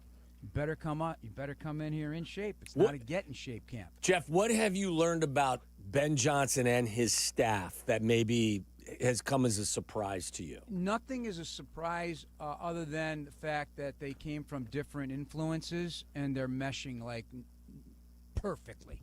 Everybody. And I keep talking about that. That's what my main gist during this part of the process without pads on, and when you really then turn to the players to see what they really are and how they'll really be used in both sides, on offense and defense and special teams for that matter. But yeah, just how they've all hit the ground running and they are meshing perfect. Remember, these coaches had to learn stuff.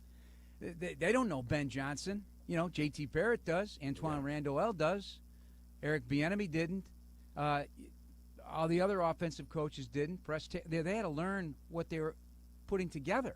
So there's a process. Eric Bieniemy sat in this very booth with me weeks ago saying, yeah, he had to do a lot of homework. So I like the way it's all coming together. I love the teaching. I love the correction. I love the intensity. I called Al Harris, the defensive back coach, stoic but stern. Okay? Today, showed a lot of emotion when a play was made by one of the defensive backs, backup defensive back. And they're celebrating every little thing that's done well and the way they asked it while correcting the things that don't look so good. And Ben even said something today. What sound bites do you have?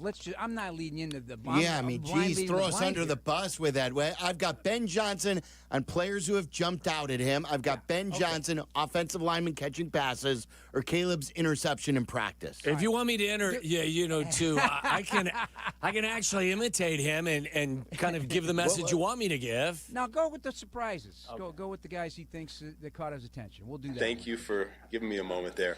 I didn't want to throw around names for no reason. Yeah, so I'd say defensively, the two guys I would tell you are Dom Robinson. He even without the pads on, he's done a great job of consistently speed rush up the field or countering back to the inside.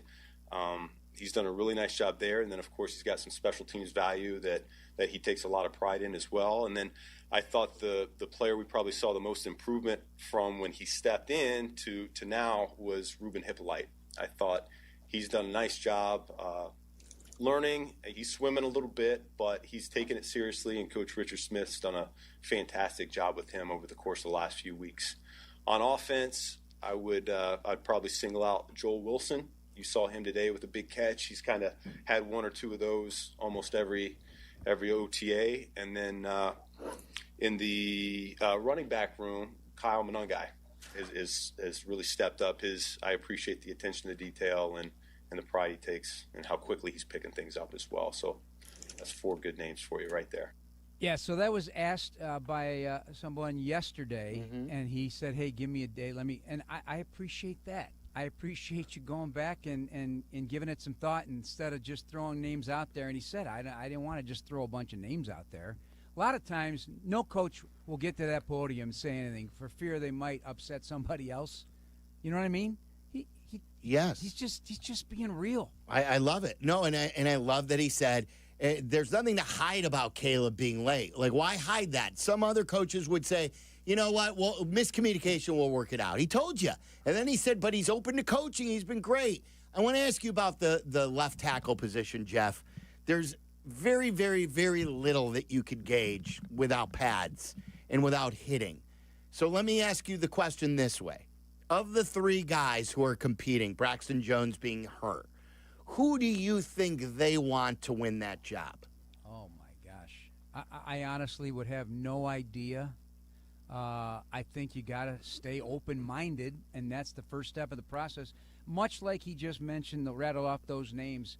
These are fresh eyes on this talent, from different system a year ago to what they're trying to install, what they're trying to do here in 2025. So, it's a very difficult question to answer because Braxton's not ready yet, and I don't know when he will officially be ready to start trying to earn that job. So that's a very difficult question. I can't answer. Why? Because I know you. Yeah. I think you've talked like, okay, if you get a second-round pick, you got to play him. Yeah. Well, that's what I was going to say to Waddle. Like, my wish is that you have just drafted your solution at left tackle in the second round. And he proves to you early that he's worthy of being your starting left tackle. Isn't that best case scenario? For me, that would be best case scenario.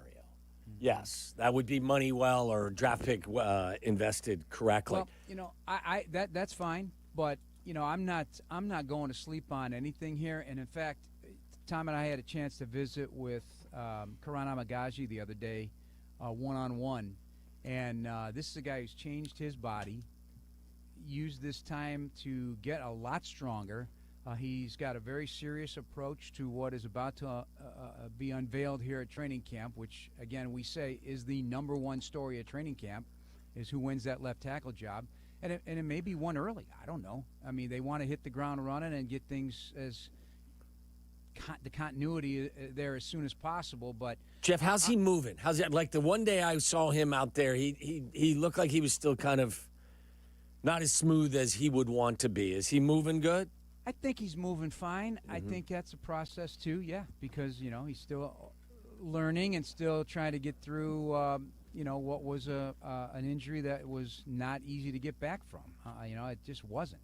And so he's had time. He's had time to get better and had time to get the teaching from the new offensive line coach, Dan Rochar, and time to get stronger. So I think it'll be a very interesting discussion over the course of the first initial days of camp, and especially when you start practicing against the Dolphins, you start practicing against the Bills, and then playing games. So hopefully it won't take too much longer than after that to decide on who is your left tackle. Non-Bears question for you. Your thoughts on the news that Aaron Rodgers will, in fact, sign with the Steelers? Well, I mean, everybody knew it, right?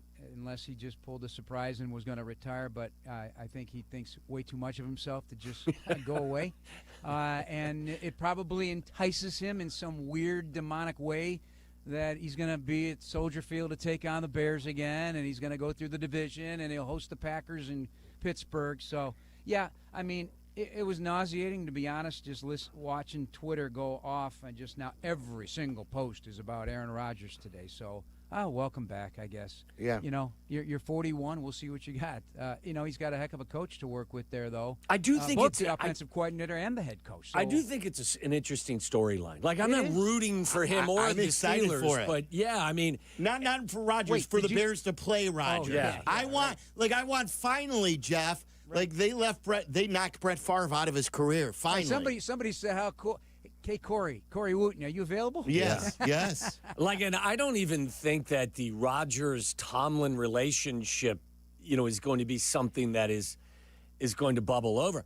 I'm interested to see how Aaron Rodgers matches up with Arthur Smith in the offense and how they work together, because it doesn't feel like from this chair that Rodgers kind of fits what Arthur Smith's system is all about. Yeah, and I like Arthur Smith, another no-nonsense coach. He wants to run the ball a lot, right? Right. So it'll be fun. It'll be fun. It'll be a good NFL story. Would he really want to go someplace where he knew he would be? It'll be an edgy relationship with the OC. I mean, no, I know. That's why I think it's going to be fascinating. Yeah. But again, this league delivers, doesn't it? It does every time. It's just every single time. Okay, trivia question for you. I'm not good at it. This is off of the football topic as well. So altogether, we're off from the Bears, and now we're moving away from the NFL. Where were you 34 years ago today? Hell, I don't know where I was last Wednesday. I mean, I don't know. What are you asking me that for? I don't know. 34. Well, because it was a moment. You want me to play it for you, and then you can tell us where you were? Was it a Bulls NBA Finals game? Yes, it was. Okay, that's all I got. Which one? So were you courtside for the finals in '91? I don't think I was courtside. No, I was not courtside. But you were there in the building. Absolutely. Because, I was working for Illinois Radio Network at that time. I was doing a pre- and post-game show. All right, so let me play. For the radio radio network. Let me play this for you, and you tell me what you remember about this. This is the golden voice of Marv Albert on, back in the day, NBC. Bulls-Lakers Game 2. The look away to Livingston. Jordan.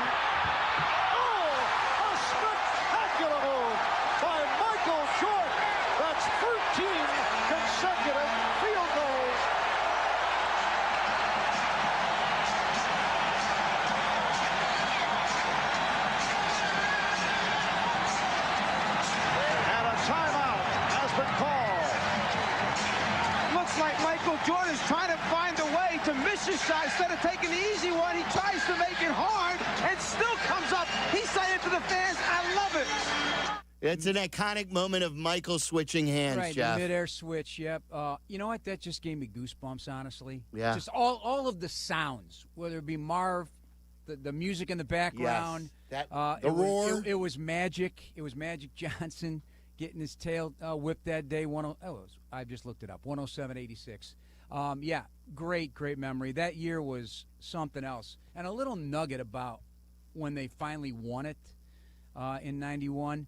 So this was the Bulls Radio Network. It was done out of a studio on Ontario Street, okay? But they let me travel. I went to home games, but road games was out of that studio. And it was me and a producer. That's it. And I talked them into sending me to the NBA Finals in L.A. So I get credentialed, the whole bit. It's just going to be me, and I asked the late Brian Wheeler, who was a huge Lakers fan, later the longtime and popular voice of the Portland Trail Blazers, just passed away this late last year. And, Brian, would you love – I can't pay you. I'm hardly getting paid, but can you help me out in case they win the final? I got to need somebody upstairs while I'm in the locker room covering – Anyway, long story short, I get there, and Brian McIntyre was the NBA's media relations director. He was an awesome guy. I get to the game. I go, I have no seat. He goes, well, who are you? What are you doing here? I said, well, I'm a Bulls Radio Network. He goes, we have no seat for you. I mean, I'm getting all upset. He sends me to the last row of the LA Forum, the last row, and I did my pregame, postgame from there, and Brian Wheeler was upstairs directing the show. I don't know how we did it, but I remember that specifically, and I remember when they won the championship, crawling underneath the legs of the security detail for Jesse Jackson's crew, because he said, make way for the Reverend, and Gian Greco and I were at the front of the line. Mark said, don't move. So I go underneath their legs, and James Jordan, because we didn't have wireless stuff back then, he was watching my area, and he was bringing me players to interview when they won the championship. How about that for a story? Wow. It's incredible. It's old school. Yeah, Jeff and I, bet later on, in the last 3 championships, we spent many hours together in the last row of buildings. The Delta Center, we would sit next to each other. Oh, yeah. I would go out into the concourse, Jeff, and I would call in a report to Waddle and Cap on GN from a payphone. A payphone. I know. It's crazy stuff when you think about it. We had these big tape recorders. We're editing tape. Oh, my gosh. Did you have that fedora that's had the press, label on it? Did you have that too, Jeff? I just missed that era, Okay. but not too far removed from the era where you took a real razor blade and a grease pencil and you're cutting up Splicing. Splicing. So you know who my producer was? It was Ray Liotta's nephew, Tony Liotta. Wow. Yeah. I never knew that. Small Tony world. Liotta. Yeah, it was just he and I. Great memories, man. Yeah, That great was a man. long See, time ago. I knew you'd Thank like you. it. I didn't Thank have the you. Ben Johnson soundbite, but I had the Marv Yes, Albert so, soundbite, and that's we're what working. counts. Yes. That was a nice rebound. We're all right. That's right. We're all good. Can't make all the listen, shots, man, Jeff. We haven't even hit training camp yet. Calm it down, Waddle. But how about this one? I read this. You guys I'm hear ready about for this? you at any point. Now you're just delaying your show. You know this. No, Are I you- can't. I can't Okay. delay my show. But Okay, you got to let me say this. You don't want to be this guy. The Kennedy ramp opening was delayed because a driver entered the work zone and damaged freshly poured concrete, pushing stop. back the reopening of the outbound Kennedy ramp to Ohio by about a week. When was this? Today. Oh, no. Pay No. attention, everybody. Oh, that's Pay terrible. attention. Bye, guys. That's it. All right, Bears Weekly coming up next. I believe it's Thayer and Jim Miller. Usually it is during the offseason. We'll find out in 5 minutes when we start the show.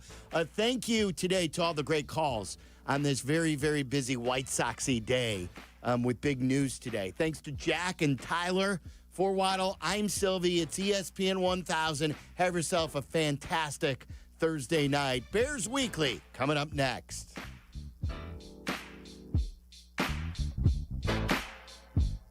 Waddle, he's gone. Really excited. That was a big thrill. Hi, it's Andre Dawson, including myself, Ed Belfour. There's a very low percentage of this that is smiles and glory holes. Who's getting wild tonight? That's what I'm talking about, baby. No hi from you? What? No hi from you? I'll give him more buys than highs. Waddle, waddle, waddle. Then he waddled away, waddle, waddle, till the very next day. Bum, bum, bum, bum, bum, bum. And thank you to all, and to all a good night. I just want to say thank you all, and as always, everybody else. I love y'all. 1. Some say it's the loneliest number, but when one is a collection of many, one can stand for all.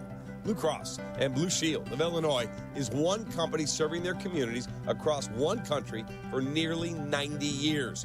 And as they continue to empower whole person health with compassion and innovation, one member at a time, Blue Cross looks forward to keeping you and the ones you love at the center of everything they do. Blue Cross and Blue Shield of Illinois, through it all.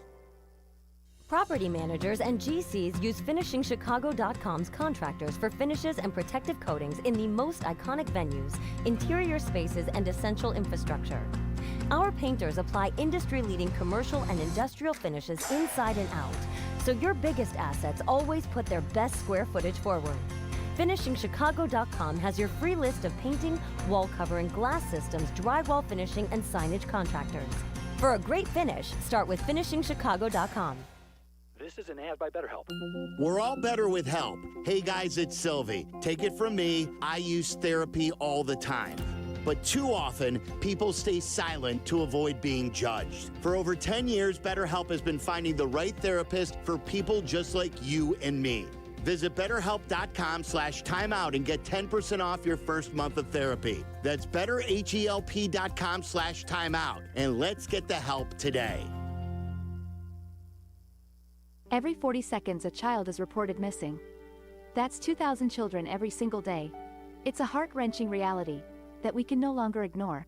Find the Children is a non-profit organization dedicated to helping find missing kids. You can be a part of their mission by donating your unwanted vehicle, running or not. Call 1-800-294-0222. We guarantee that you will receive the maximum tax deduction. We provide fast, free pickup with 24-hour response. Call 1-800-294-0222. Find the Children provides crucial resources to help find missing children and educational materials to teach kids how to recognize and avoid predators. Our recovery programs have a proven track record of reuniting kids with their families. It's time to act. Donate your unwanted or unused car. Help us build a world where every child is safe. Pick up the phone and call 1-800-294-0222. Together, we can bring these kids home safely.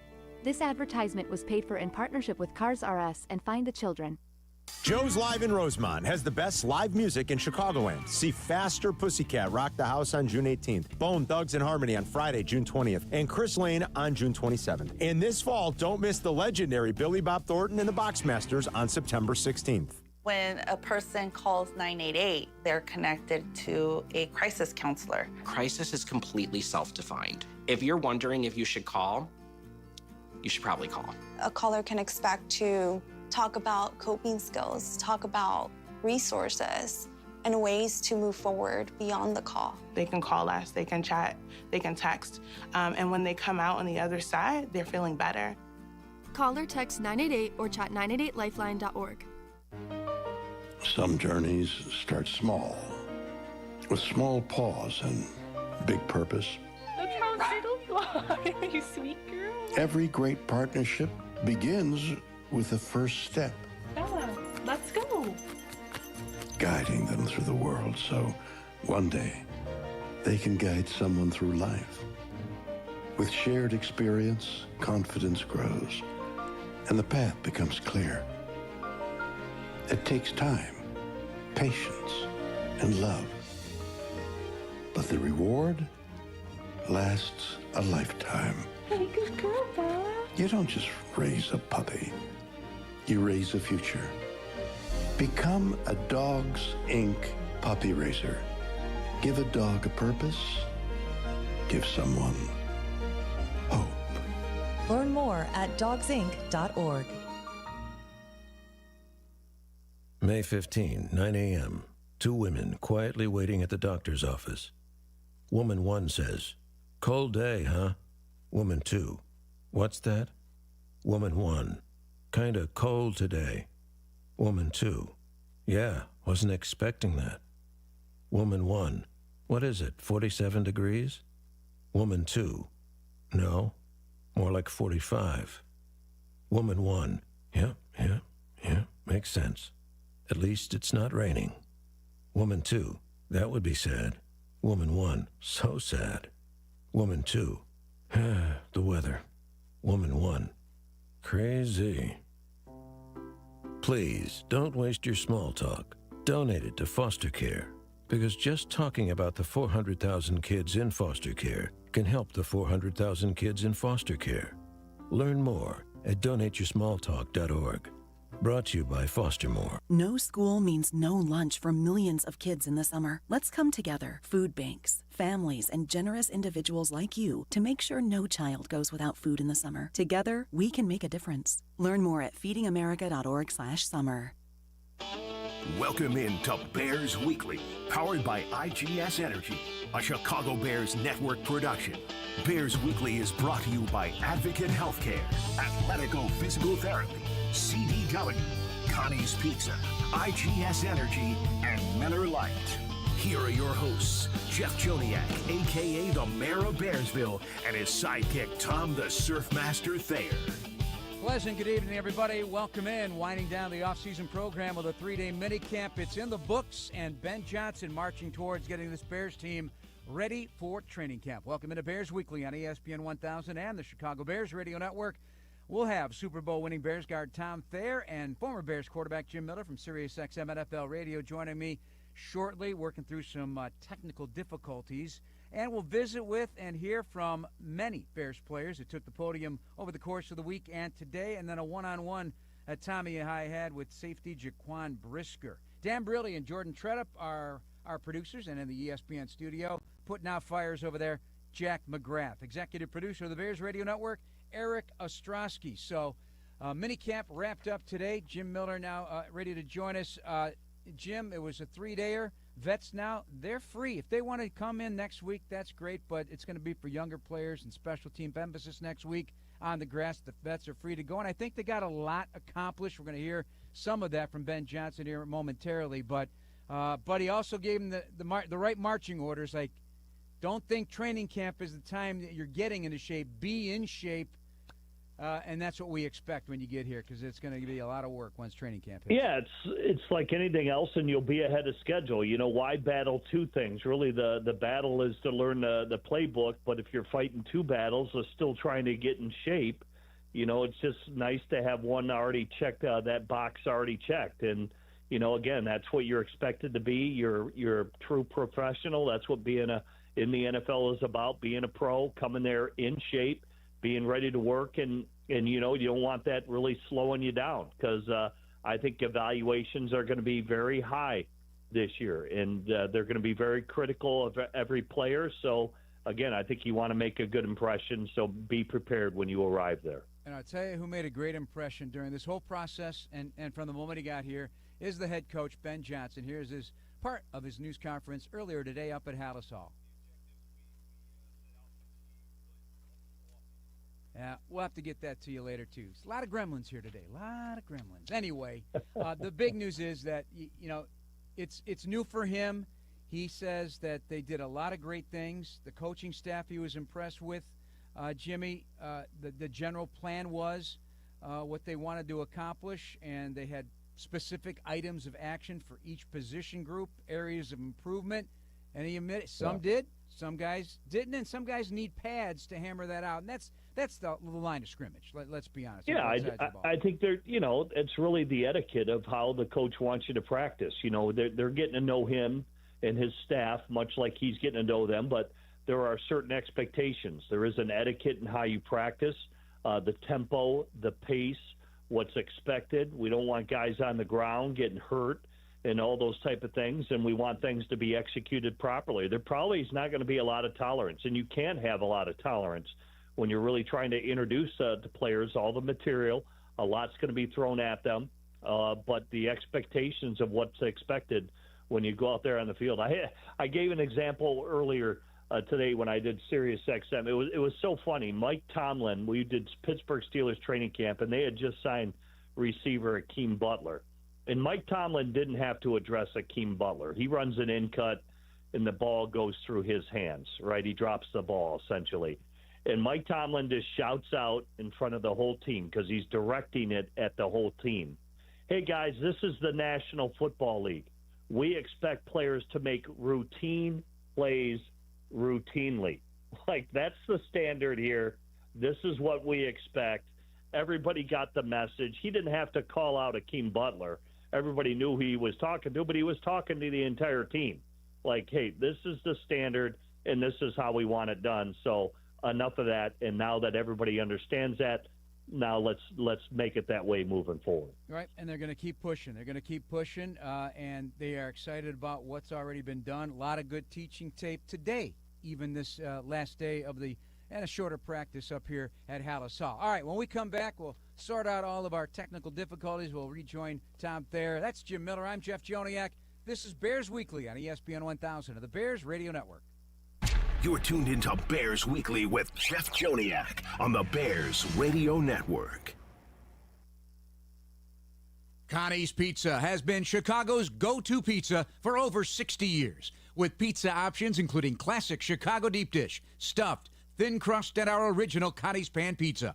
Located at 2373 South Archer Avenue, you can stop by to dine in before the game and then hop on Connie's free shuttle to Soldier Field. Call 312-CONNIES or visit ConniesPizza.com to place an order. Connie's Pizza is your go-to pizza for Chicago pizza. Call 312-CONNIES and order today.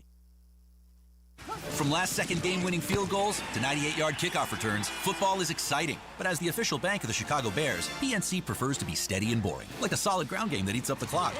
A strategy that scored a lot of financial wins over the last 160 years. And while our customers may not wear our name on the back of jerseys, Bears fans can get 20% off regularly priced merchandise with the Chicago Bears PNC Bank debit card. A pretty exciting option play if you ask us. Find out more at pnc.com/bearscard. PNC Bank, brilliantly boring since 1865. PNC Bank, National Association, member FDIC. Make Hollywood Casino Aurora and Joliet your new game day headquarters this football season. We've got the biggest screens, ice-cold pints, and the area's best game day food. Plus, when you join Penn Play, the official loyalty program of Hollywood Casino, you can earn rewards that will cover your next round of wins on us. Getting the most out of this football season? Well played. In partnership with Hollywood Casino Aurora. Must be 21 plus. Gambling problem? Counseling resources available. Call 1-800-GAMBLER. Want to make a world of difference without leaving your street? The answer is right above your head. We're IGS Energy. We offer solar solutions that make a world of difference. That's why you see solar systems popping up around your community.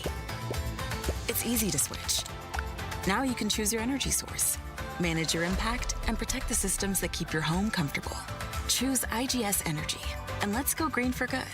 Visit IGS.com to learn more. Traveling to an away game to watch the Bears win big? Get ready to celebrate. Celebrated a little too much? Time to sleep in. Slept in and gonna miss that flight home? Time to change your flight without paying change fees thanks to United. So, when will you worry about getting back? Tomorrow? Maybe? United, proud to fly the Chicago Bears. Does not include basic economy unless a United waiver applies. Exceptions apply for certain international flights. Are aches, pains, or injuries keeping you on the sidelines? At Athletico, our movement experts are here to help you turn your setbacks into comebacks and create a personalized game plan for your recovery. With no prescription or referral needed, Athletico Physical Therapy is where your comeback story begins. Get started today by scheduling a free assessment at athletico.com. Official physical therapy partner of the Chicago Bears. Well, welcome back to Bears Weekly on the Bears Radio Network. Here's your host, the voice of the Bears, Jeff Joniak.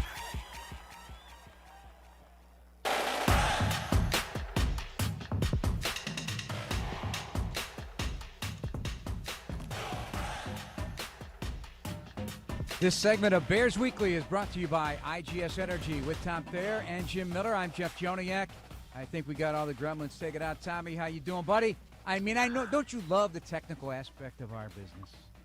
I do, but I'm just got a lot of angst, because I'm not very technical savvy, and if something goes awry, I'm not the best person to be on the spot to fix it. So I need your advice, your help, and Jack's help, and so we got it all taken care of. All right. Well, if you were hearing us or not, you were here today, so you saw some of what was going on.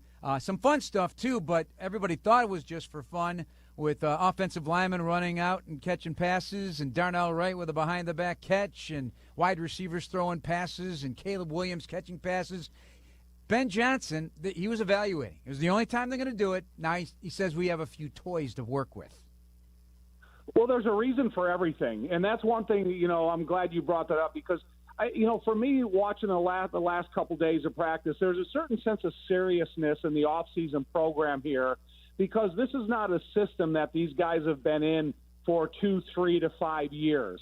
So this is something that everybody on this team, coaches including, are learning a little bit about what they have as players and what the players have as coaches, what the system's all going to be about. So there's a little bit of something that everybody's got to work on every single day. So it's not a really relaxed atmosphere, even though they had some fun. It's still a really serious working atmosphere. And, and everything Ben has said since he got here, everything that he has said since then, every detail, I've appreciated everything he's had to say. He's not shying away from any questions. He's not. He's being transparent. He's telling it how he feels, and there's nothing more than that. He was asked yesterday who are some guys that he felt kind of turned his head a little bit. He said, give me a day. Let me think about that, as opposed to just answering the question. Jim and Tommy came up with guys like Ruben Hippolyte at linebacker, moving well, highlighted Dominique Robinson, the way he looked coming off the edge, challenging the left tackle position, rushing from the right side there. Kyle Monungai, the 7th-round running back. And then tight end Joel Wilson.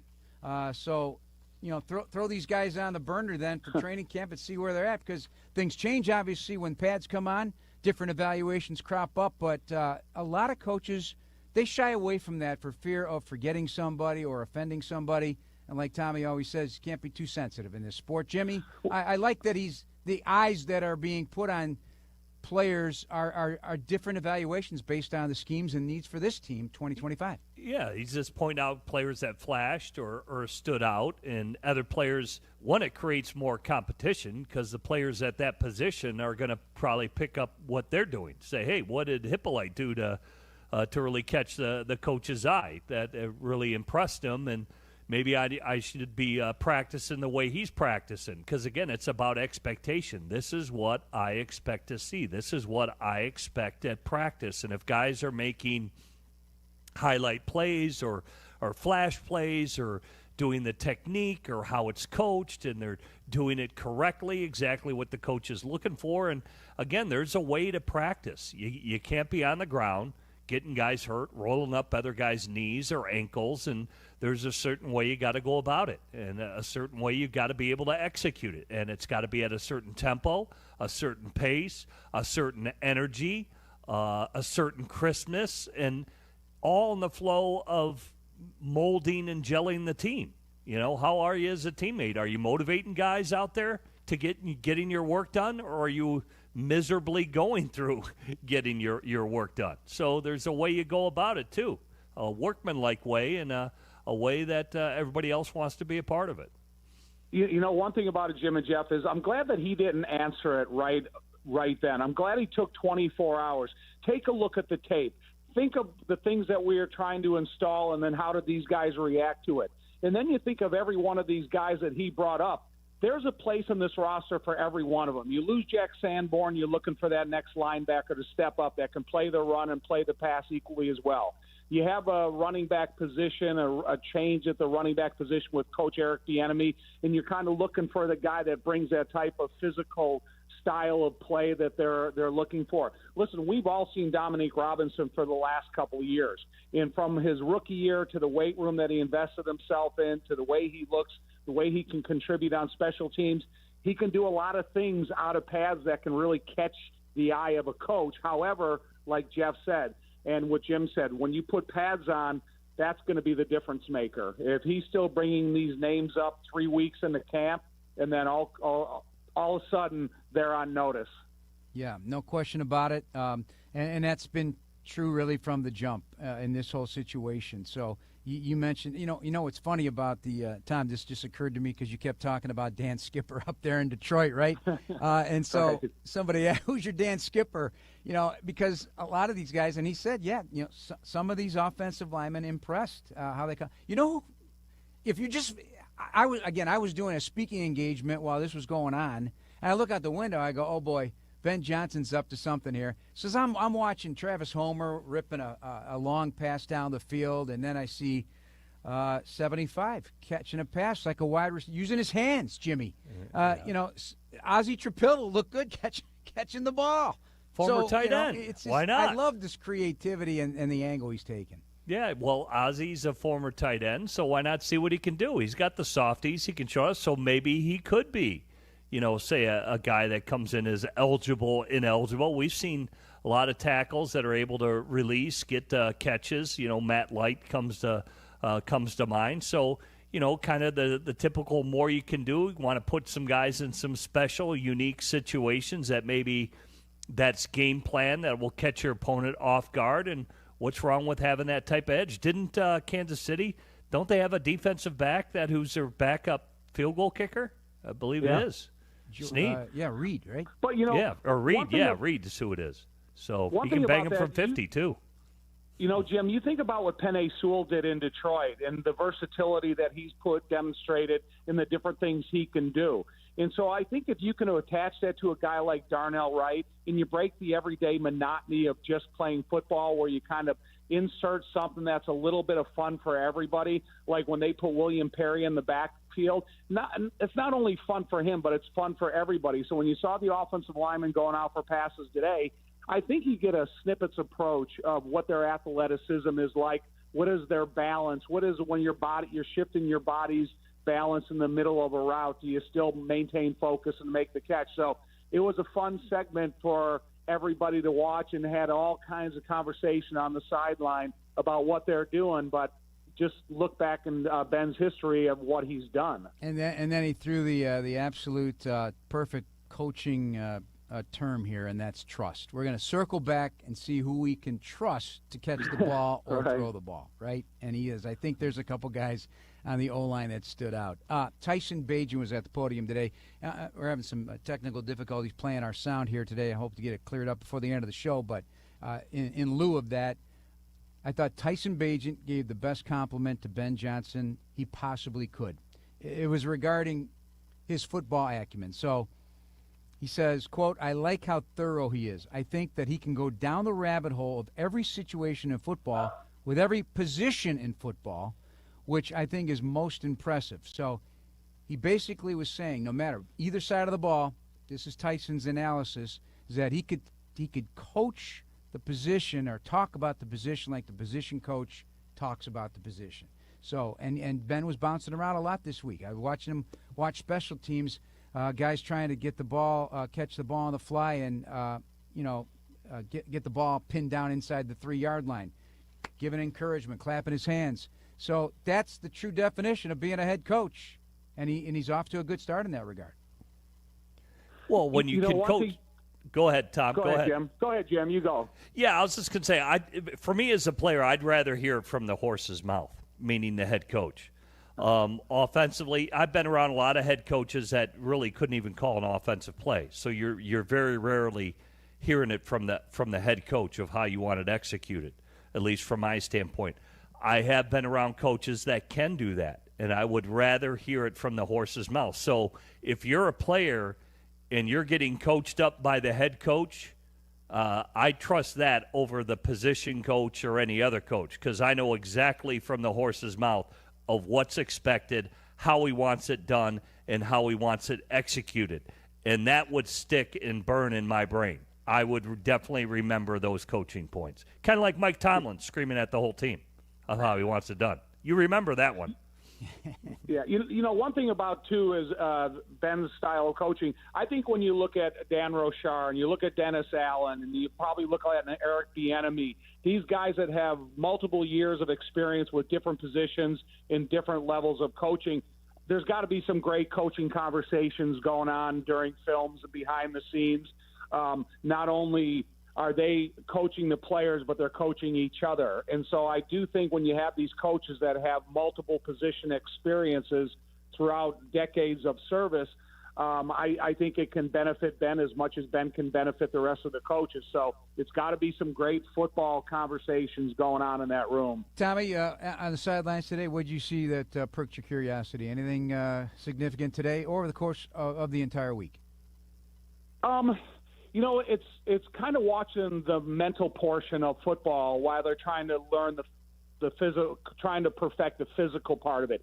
So when you go out there and you watch the individual drills by the offensive linemen, they're going about it quickly. They're adding reps to the period of time that they have for individual or they have for their install. They're making sure that, Dan Rochar is getting every one of these guys multiple reps at different positions so they can do that cross-training to see what positions ultimately they're going to fit at best.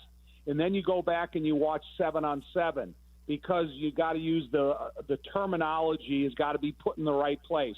When you say in the huddle is different than when you break the huddle. You got to make sure everybody understands exactly what they heard and their responsibilities. One thing that I've enjoyed seeing is how efficiently the route combinations are between receivers, wide receivers and tight ends, and how difficult it is and how difficult of positions they put the defensive backs in.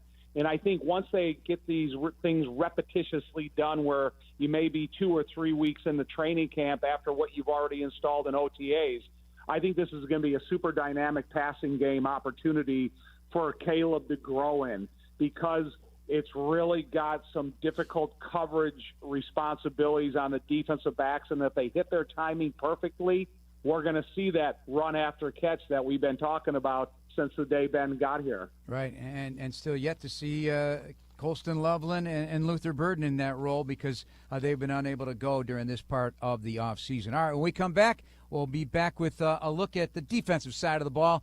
This is Bears Weekly on ESPN 1000 and the Bears Radio Network. You're tuned into Bears Weekly with Jeff Joniak on the Bears Radio Network. Want to make a world of difference without leaving your street? The answer is right above your head. We're IGS Energy. We offer solar solutions that make a world of difference. That's why you see solar systems popping up around your community. It's easy to switch. Now you can choose your energy source, manage your impact, and protect the systems that keep your home comfortable. Choose IGS Energy, and let's go green for good. Visit IGS.com to learn more. When you rejuvenate your engine's performance with Shell V-Power Nitro Plus Premium Gasoline, you can also level up your experience with big savings. Fuel Rewards members with Platinum status earn 10 cents a gallon on savings every day with just 6 fills of Shell V-Power Nitro Plus Premium Gasoline. Fuel up at Shell today with continuous use in gasoline direct injection engine fuel injectors. Platinum status is earned with 12 fill-ups over 3 months, 10-gallon minimum per fill-up. At participating Shell locations. Terms apply. Visit www.fuelrewards.com/status. Are aches, pains, or injuries keeping you on the sidelines? At Athletico, Our movement experts are here to help you turn your setbacks into comebacks and create a personalized game plan for your recovery. With no prescription or referral needed, Athletico Physical Therapy is where your comeback story begins. Get started today by scheduling a free assessment at athletico.com. Official physical therapy partner of the Chicago Bears. Traveling to an away game to watch the Bears win big? Get ready to celebrate. Celebrated a little too much? Time to sleep in. Slept in and gonna miss that flight home? Time to change your flight without paying change fees thanks to United. So, when will you worry about getting back? Tomorrow? Maybe? United, proud to fly the Chicago Bears. Does not include basic economy unless a United waiver applies. Exceptions apply for certain international flights. From last-second game-winning field goals to 98-yard kickoff returns, football is exciting. But as the official bank of the Chicago Bears, PNC prefers to be steady and boring, like a solid ground game that eats up the clock. A strategy that scored a lot of financial wins over the last 160 years. And while our customers may not wear our name on the back of jerseys, Bears fans can get 20% off regularly priced merchandise with the Chicago Bears PNC Bank debit card. A pretty exciting option play if you ask us. Find out more at pnc.com/bearscard. PNC Bank, brilliantly boring since 1865. PNC Bank, National Association, member FDIC. Make Hollywood Casino Aurora and Joliet your new game day headquarters this football season. We've got the biggest screens, ice-cold pints, and the area's best game day food. Plus, when you join Penn Play, the official loyalty program of Hollywood Casino, you can earn rewards that will cover your next round of wins on us. Getting the most out of this football season? Well played. In partnership with Hollywood Casino Aurora. Must be 21 plus. Gambling problem? Counseling resources available. Call 1-800-GAMBLER. Welcome back to Bears Weekly on the Bears Radio Network. Here's your host, the voice of the Bears, Jeff Joniak. This segment of Bears Weekly is brought to you by Athletico Physical Therapy. Visit athletico.com to request an in-clinic or a virtual appointment and start feeling better tomorrow. Jeff Joniak, Tom Thayer, Jim Miller from SiriusXM NFL Radio. We touched on the offense. Let's hear a little defense now. Javon Dexter Sr. Talking with the media up at Hallis Hall this week on just how Dennis Allen is taking care of business on that side of the ball. I mean, he throws in a lot of different fronts, a lot of different ways to, get after the quarterback and stuff like that. So I think the type of guy I am, I can play in a lot of those different fronts. So just being in it and the way, he'll move guys around, the way the offense, he'll switch it up on the offense. It'll be good for not only me, but everybody on the defensive line and on this defense. I mean, there's different ways of leading. Obviously, like for me, when I watch Montez, he's leading in that way. I'm following him. So there's different types of leaders. We have, obviously, now we got Grady Jarrett who can lead by example and vocally. So, I think a defensive line definitely needs a guy, that can step up and let you know. What did you know about Grady before he came here? A lot. Yeah, I know a lot about Grady. Grady is one of those guys as well as Montez. It's crazy that I'm playing with both of them now. Both of those guys, that's growing up, in middle school, high school, I watched a lot of D linemen. And I would turn on turn on some of those type of guys' tape before high school games and stuff like that, just to see. So I know a lot about Grady. What is his, for his MO as a pass rusher? He's got a lot of sacks from a position that doesn't always get that sort of, credit for it. Right. What stands out to you about his pass rush repertoire? It's a lot. There's a lot. Grady, his effort is the number one thing, the way he finishes, the way he flies around and get to the quarterback. But he has a lot of moves in his toolbox that, like you say, some D tackles kind of just go straight to power, or they do this. Grady, he does both. So he has a variety of different things that he can do. Have you put on weight at all? What's your off-season look like? I put on some lean mass. I got a little leaner, put on a couple pounds. Yeah, I did. Are you lifting heavier? Or? I'm lifting heavier, yeah. You can tell? Yeah. Appreciate it. Shout out Coach Pierre. Grady and Justin Jones have now talked about how high your ceiling is. What does that look like for you putting that all together and having that kind of... It's time to put it together. That's. He throws in a lot of different front. Yeah, so that's Javon Dexter. Yeah, it is time to put it together for Javon. A little ode to Coach Pierre in the weight room. Tom certainly knows who he is, the new addition.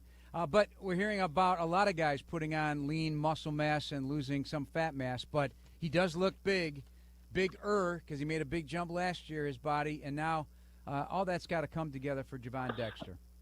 Yeah, but some of these young guys, they're 3 years into the dieting program. They're 3 years into the weight program. They're 3 years in the NFL. And they are expected to make strides and improvement year in and year out, whether within your body or within your style of play. But when you're talking about Javon Dexter and Grady Jarrett, you're talking about two different types of players. You're talking about a guy that's nearly 6'6", and then there's another guy that's 6'1". And when you talk about powerful leverage and quickness of Grady Jarrett, it's not a lot like Dexter Sr. And so Dexter Sr.'s got to find his own routine, his own repertoire, his own arsenal of moves. What is he most confident in, and how does he get off the ball as quickly as possible? Grady Jarrett has the great innate ability to understand the snap count and how to come off the ball explosively. Dexter Sr. has more in common with Montez Sweat than he does with Grady Jarrett.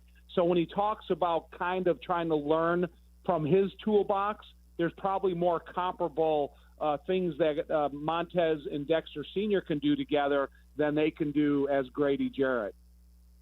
Yeah, I think for Javon Dexter, I mean, he's going to be asked to do different things in Dennis Allen's defense. I think we know under Matt Eberflus they thought even for a bigger guy, and he was odd. He's an odd guy to be 6'6", but to be asked to be a penetrating 3 technique.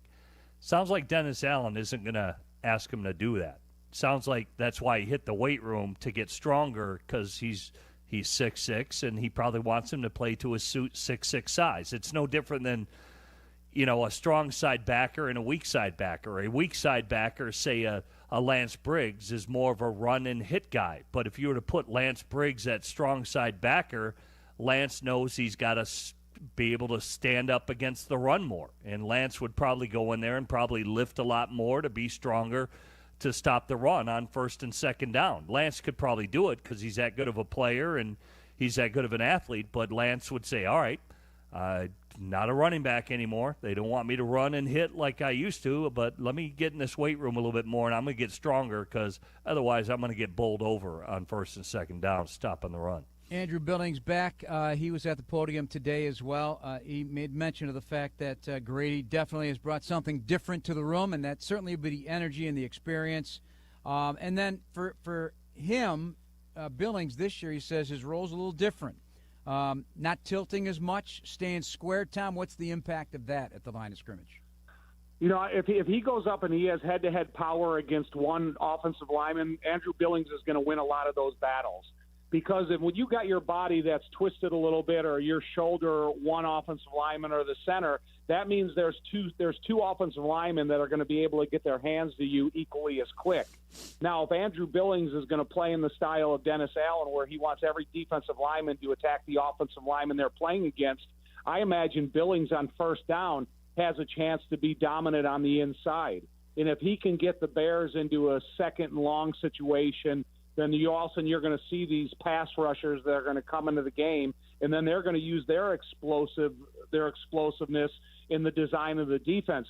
So Billings has got an important role on this team, and every defensive coach and every defensive lineman that has talked to about it is the Bears have to have the ability to stop the run so they can use the pass rushing assets that they do have. It says he has a lot more freedom, too. I don't know how that looks.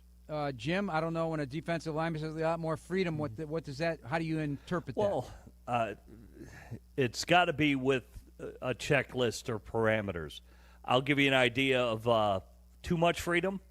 Mel Tucker, he took a top 10 defense of the Bears, and they dropped to 30 in 1 year because all the guys, he gives us the freedom, two-way goes and all this, but there's got to be a structure to it. Otherwise, if everybody's doing their own thing, and out there, I'm going to do this, and I'm just going to do that, the guy next to you, and there's no structure to the defense, you can get gashed pretty quickly. So there has to be parameters of what freedom, whether it's the personnel that an offense brings in, maybe the checklist of what plays they could run, or maybe you're allowed certain freedoms, but only in certain circumstances, not on every single down. There has to be a structure.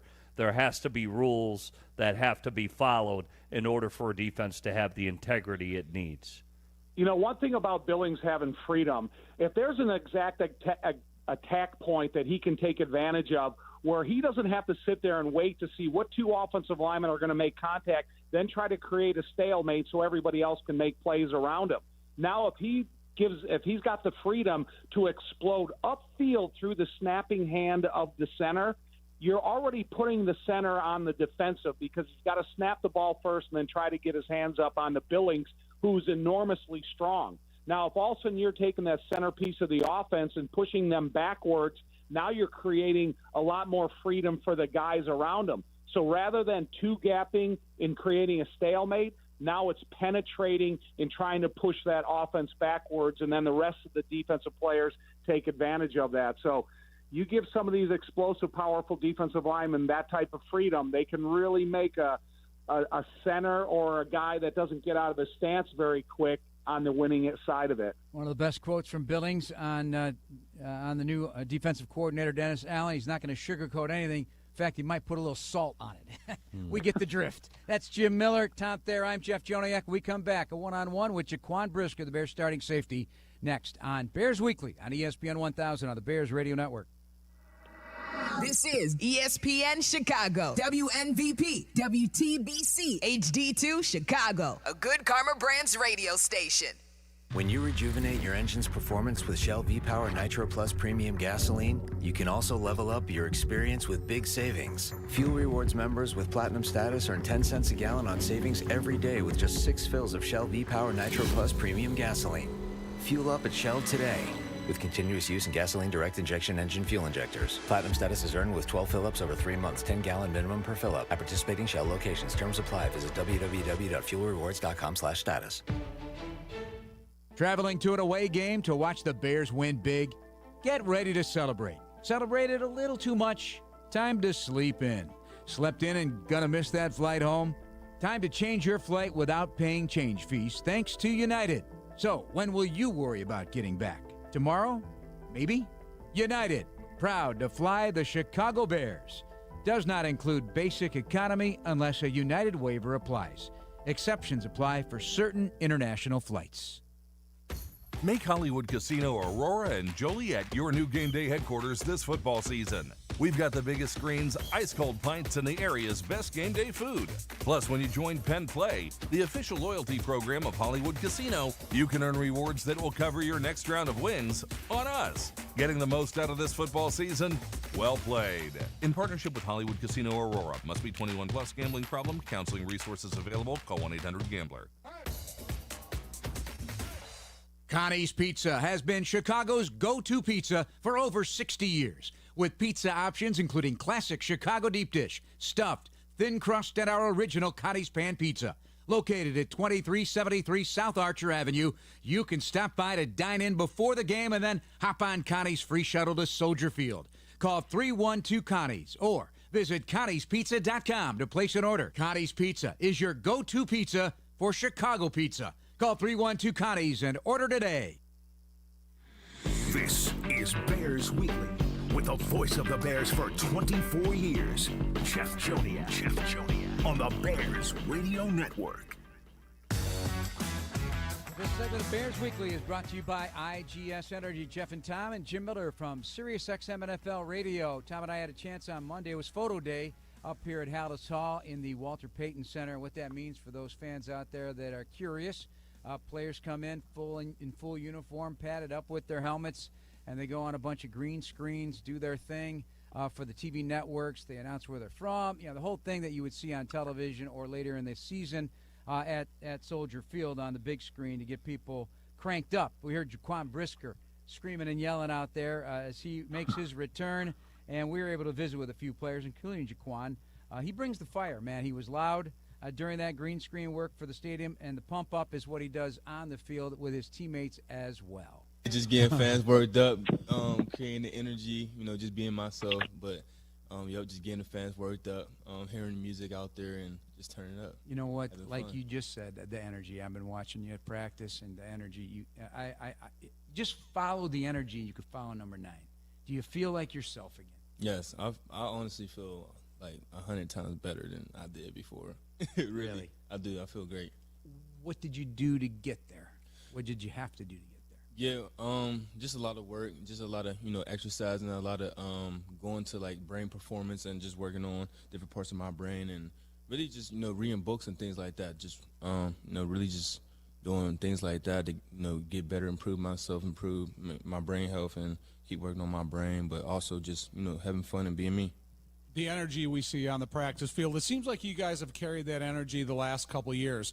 With a new coaching staff, is it coaching-led excitement, or is it player-led fun and excitement? It's player-led fun and excitement, and then coaches are right with us, so we're all together, but it has to be player-led because players win championships, so that's where we got to start, and which we're in a great direction and growing, but we still have a long way to go.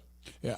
How has the installation of the new system been for you? Are they taking advantage of the talents of Jaquan Brisker, or is it a system that you're going to have to grow into and show them your talents? Yeah, I think they're taking advantage of the talents of Jaquan Brisker. It's a lot of different installs, but there's a lot of moving parts, which is good, especially for like a lot of us, especially me and other players too. Just being moved around and being a switch army knife and things like that. It plays perfect. It's just like we say. He always refers to it because I said you're deployable. You're a weapon. And like you said, Swiss Army knife. Yep. And so he could have fun with you. He could have fun with Gordon. Yep. He can fun with all you guys back there. Did you feel that he's tapped into that about you? Yes. He let you know, hey, I want to deploy you as a weapon. Yes. He definitely, let me know. We talked very early on, when he first came to the facility and things like that, and now even looking at it and practicing and things like that, it feels so great to move different positions and play in different spots. But also there's so many to the install. There's so many plays that our scheme is just going to be difficult for the offense, but it's going to be great for us just so we could do so many things, and you don't know who's going to be where or who going to be what. So it's going to be perfect for us. The big thing is that since we've come to know you, you're always around the ball for. Yeah. I mean, you're a magnet. I'm sure you'd like to have a lot more interceptions and whatnot, sure. but the ball finds you, which means that you're in a position because of your knowledge and your preparation. It's not by accident, right? I mean, sometimes interceptions can bounce your way, but to go and take the ball away, how you do it, you just have an instinct, a feel for it.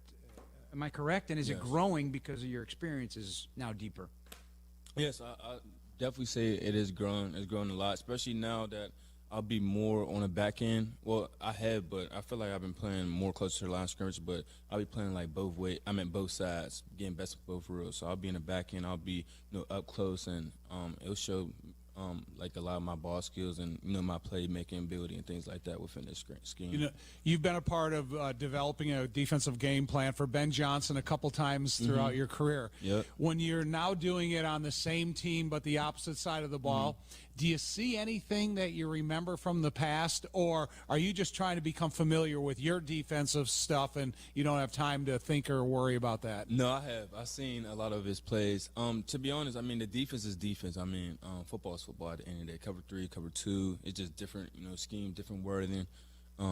So I'll say that football part is easy, but just looking at the formations, looking at how he uses his tight ends and things like that is literally the same what we dealt with. I remember 2 minute, it was like 2x2 against Detroit at Detroit, and to start 2 minute, they ran like a sail route, and he did the exact same thing in practice. Or he did my rookie year, he did like a little block and release, or they always have it in their system. And during the goal line last week, he tried to get me with bad eyes, but I was on it. So, but just certain things like that I have seen, and obviously he changed a lot of things up, but still some similarities from when I played.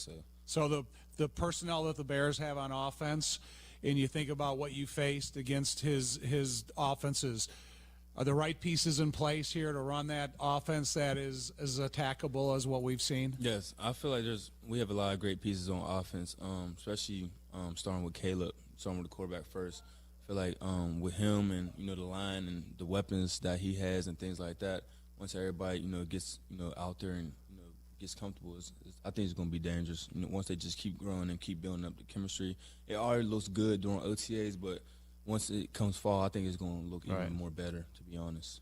Training camp's going to be interesting. And Tom alluded to Durham Smythe at the tight end, or even Grady Jarrett, that the first training camp with a new coach is going to be explosive. It's going to be intense. Mm-hmm. Do you get that feeling? Yeah. The first OTAs, the first practice, or just really just overall the first OTAs when we walked in here, it already feels intense. Feel like everybody's on everything, which that's how you're supposed to. Right. That's how you really want it. Have coaches be on everything. Have everybody be accountable. Have everybody be straightforward. No lies or no anything like that. Just being straightforward and just say what it is. We got to work hard. We got to do this. We got to do that. And to win the championship, that's what we really want to do. But just got to trust the process and things like that. And once we do that, we'll be good. All right, so that's Jaquan Brisker. Really difficult last season to miss all those games. He said it was arguably the hardest thing, including the passing of his brother years ago. Not sure which one was harder for him, he says, because he loves this game so much. And he's right. He went to the University of Pittsburgh to get some help, and out in California as well. And I just did this quickly because, he's only had 3 career interceptions, but he's had many more opportunities to intercept the football. But in his 35 NFL games, what I would call big plays or plays that turn a team over or break up a pass, which he's done plenty, or force a fumble, he's had 28 in his first 35 NFL games. So almost 1 a game, which is significant at the safety position, whether it be a pass breakup, a sack, a forced fumble, a fumble recovery, a pick, you name it. And I think, this is very important to him. He was anytime you go on the team plane, he's the first guy on the iPad. He's already, before you even walk by him, he's got that iPad out, and he's looking at what happened in the game. Yeah, and he obviously should. Linebacker. Yeah, there are certain things. Guys, what Dennis Allen is looking for, some aren't even that hard. Look at the Bears, some of their numbers defensively last year. They finished total defense. They were 27th. They were 28th in stopping the run, right? We know that's got to get better. But, big plays, they were 29th in giving up big plays, and they were 30th in yards per play. So big plays are considered explosive plays. Anything 20 yards, anything 40 yards that you give up. Just look at the Washington game. Washington game, that was an explosive play for a touchdown that cost the Bears. Yeah. That doesn't – the only thing that needs to be coached on that play is a guy paying attention.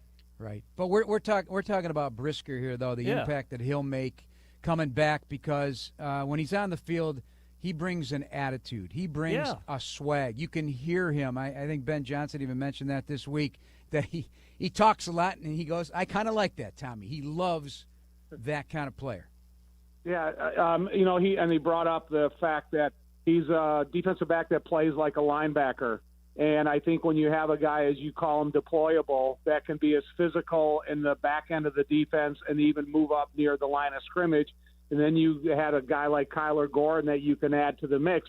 The versatility which Dennis Allen is going to be able to use this defensive scheming and this personnel, it's going to be interesting to watch because of the different offenses they're going to face throughout the season. But listen, man, I pull hard for Jaquan Brisker. I want him to have the career that he was expecting to have when he first got here, and he does still have some hurdles to get over, but he's definitely in the right direction, and I'm glad he has the support he has to keep him in that direction. Jim, from your experience watching Dennis Allen defenses, how does he use his safeties?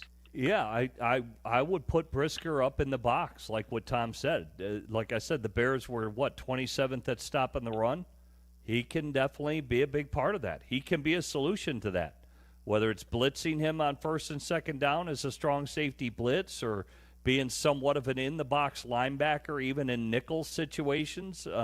He's a playmaker. I do agree with that, but health has been a big part of it. And when you're asking him to do physical things like that he's good at, how susceptible to injury is he if you ask him to do more things like that? Yeah, he definitely said at the podium this week it's not top of mind. He's going to go out and be the brisker that he is, and that what he feels completely comfortable with where he's at. All right, we're going to take another break. When we come back, we'll hear from Roma Dunze and some Tyson Bagent, and maybe a little Cole Kmet. We'll jam it all in because they all had something good to say at the podium here this week as minicamp, veteran minicamp wrapped up, mandatory minicamp pretty much for the veterans. That's Tom Thayer, Jim Miller. I'm Jeff Joniak here on Bears Weekly on ESPN 1000 and the Bears Radio Network. You're listening to Bears Weekly on the Bears Radio Network. Want to make a world of difference without leaving your street? The answer is right above your head.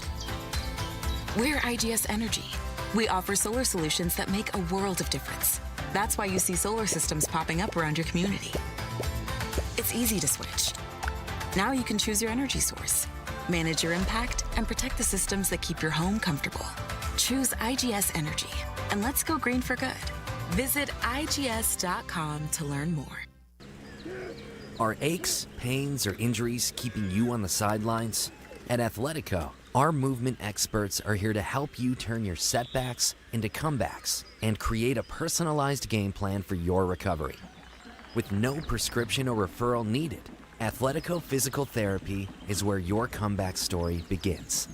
Get started today by scheduling a free assessment at Athletico.com. Official physical therapy partner of the Chicago Bears. From last-second game-winning field goals to 98-yard kickoff returns, football is exciting. But as the official bank of the Chicago Bears, PNC prefers to be steady and boring, like a solid ground game that eats up the clock.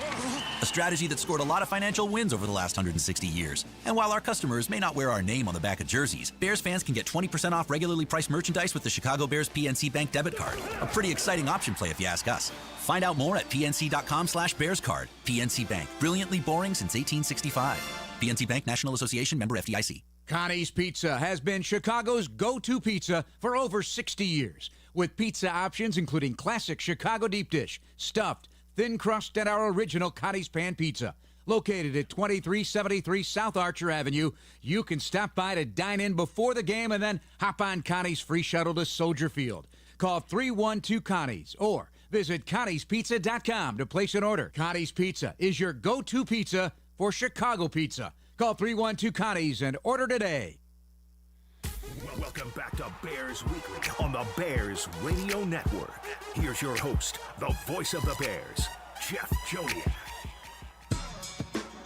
This segment of Bears Weekly brought to you by Athletico Physical Therapy. Visit Athletico.com to request an in-clinic or virtual appointment and start feeling better tomorrow. All right, final 5 minutes of the show before we hand it off to the NBA Finals opener.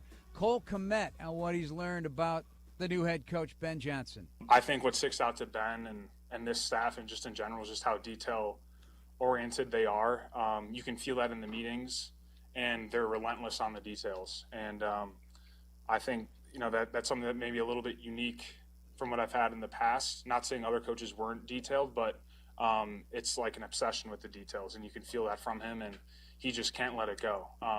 So you feel that from him, whether it's on the field, in the meeting room, and he brings that with him, with wherever he's at. And that's a consistent theme, Tom. A consistent theme from the head coach down. Yeah, that's a good news. I mean, you got to be detail oriented, and you can't let things slide because you're talking about a group of 53 men on game day sidelines that you got to make sure everybody understands every one of their roles.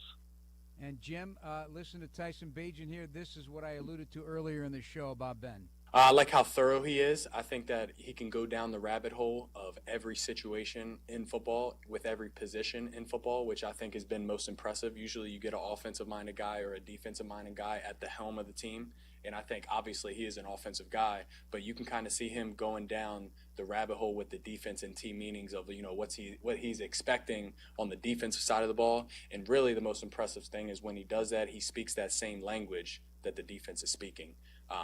So that's been what I've noticed with the O-line. He can, he's about as good of a position coach as every position coach that's on our team. So I think that'll do wonders for us going down the line. How about a quote like that, Jimmy? Mm-hmm. I love it because there should be no gray area if you're a player. Again, you're hearing it straight from the coach's mouth, what's to be expected, the situation against the defense, whatever you're presented, you're given the answers to the test and how you want it to be answered. And so if I'm a player, I'd say, great, I know what's expected of me. It's only up to me to get my job done. It's on me. I've been given all the tools that I need to succeed. All right, and lastly, Roma Dunze, the young wide receiver. I mean, it's an explosive offense. I think Ben and crew have great offensive minds. So I feel like, they can help put me in positions to succeed. And, that's all I can ask for. By the end of the day, I got to go out there and make the plays and get the job done regardless. So I think, it's something that is a dual relationship in that fact. And we both kind of have to come together to make that happen. But I feel like it's brewing for sure. And out of all the young players, I may be most excited about what's next for Roma Dunze, Tommy.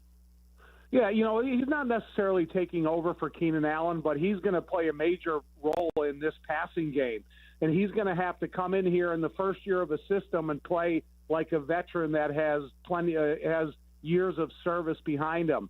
But he's got all the traits, all the qualities, everything that you need in a position that important in the success of this offense, and I think he's going to be able to put up big numbers. All right, Jim, we got a minute or so to go. You usually take care of the national news, and it's Aaron Rodgers with the Pittsburgh Steelers, as was anticipated, I guess. Was it a slam dunk? And he'll be at Soldier Field with the Steelers to take on the Bears again. Yeah, from what I understand, it was a personal matter. It dealt with somebody close to him that was dealing with a illness that potentially, it could be life-ending. And so he had made a promise, and he wanted to fulfill that promise. And unlike, this is not a typical Steelers to just, wait around for a player. But they were very understanding of the situation with Aaron. He gave them guarantees he would be there, and sounds like he'll be arriving in via plane Friday, and he will be with his teammates for their veteran minicamp early next week. Well, it'll be an interesting fit with Mike Tomlin and Arthur Smith and the gang there in Pittsburgh. So we'll see them, in November at Soldier Field, I guess. I'm not saying welcome back, but he's back. He's back at the age of 41. We got to fly, guys. Thanks to Jack McGrath and all of our producers. For Tom Thayer and Jim Miller, I'm Jeff Joniak. That's it for Bears Weekly. Coming up next, Game 1 of the NBA Finals on ESPN 1000. Good night, everybody. Thank you for listening to the Chicago Bears Network presentation of Bears Weekly, hosted by the mayor of Bearsville, Jeff Joniak, and Surfmaster Tom Thayer. Podcasts are available on the Chicago Bears official app, brought to you by Verizon and Apple Podcasts. Bears Weekly has been brought to you by Miller Lite.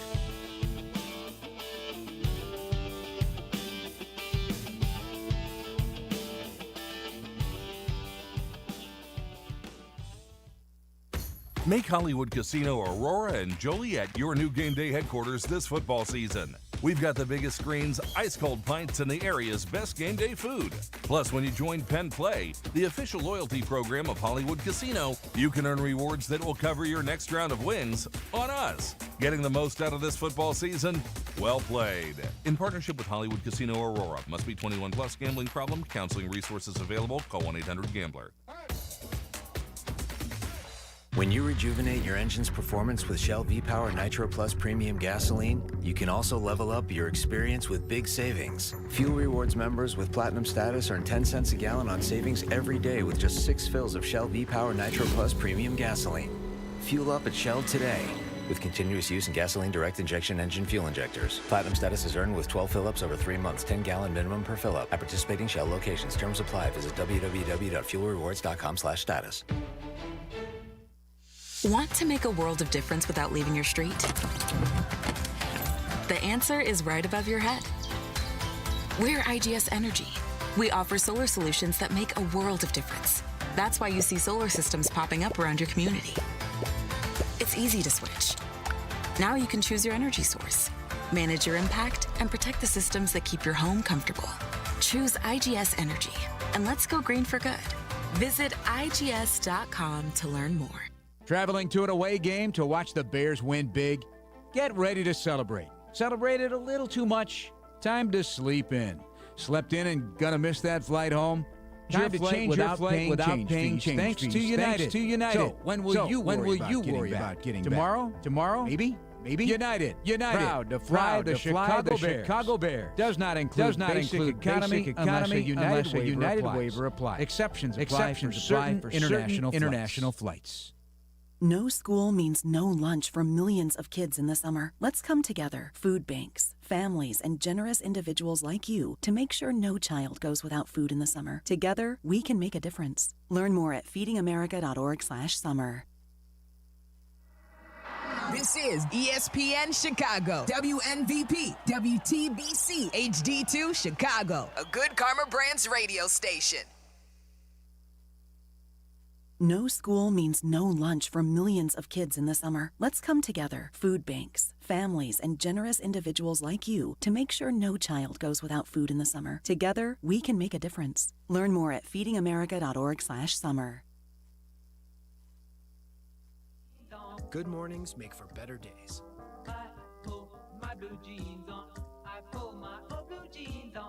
Wrangler, for the ride of life. We're everyday people doing good in our community. Our kindness runs deep, just like our blood. The same blood we donate to help treat sickle cell disease, which hits Black people the hardest. Good news is, 1 in 3 Black blood donors is a match for someone struggling with sickle cell disease. Stand tall in the eyes of your community. Donate today because our blood saves lives. Visit redcrossblood.org/ourblood to make your donation. If you love to travel, Capital One has a rewards credit card that's perfect for you. With the Capital One Venture X card, you earn unlimited double miles on everything you buy. Plus, you get premium benefits at a collection of luxury hotels when you book on Capital One Travel. And with Venture X, you get access to over 1,000 airport lounges worldwide. Open up a world of travel possibilities with the Capital One Venture X card. What's in your wallet? Terms apply. Lounge access is subject to change. See CapitalOne.com for details. All power, zero compromise. Eagle cordless outdoor power equipment features advanced lithium battery technology that exceeds the power and performance of gas without the noise, fuss, or fumes. From mowers and trimmers to blowers and pressure washers, one battery powers over 90 tools. No wonder it's the #1 rated brand in cordless outdoor power. Power beyond belief. Visit egopowerplus.com to learn more or to find an Ego retailer near you. That's egopowerplus.com. The power of Dell AI with Intel Inside is transforming the world of pro sports. Teams can see curveballs coming with predictive analytics. Coaches can use AI insights to help players improve their shots in real time. And fans can get more out of every winning moment with AI-enhanced replays. Unbelievable! What a play! See how Dell Technologies with Intel Inside can power your wins at Dell.com/win.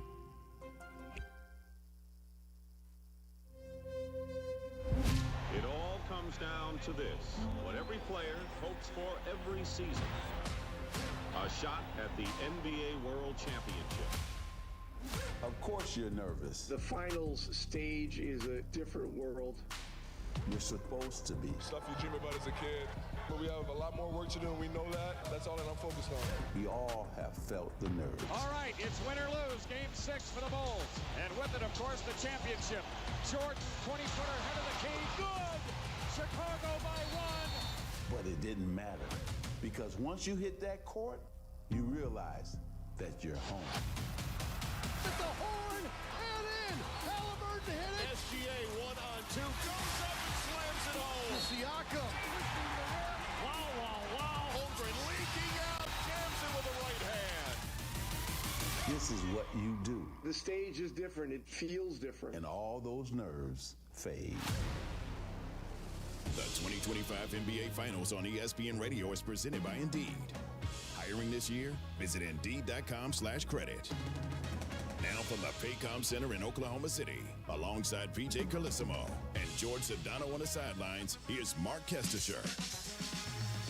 We welcome you to Oklahoma City, Oklahoma, the start of the 2025 NBA Finals, the 30th NBA Finals broadcast on ESPN Radio. And to say that these fans have fallen in love with the 24-25 Oklahoma City Thunder, That's an understatement.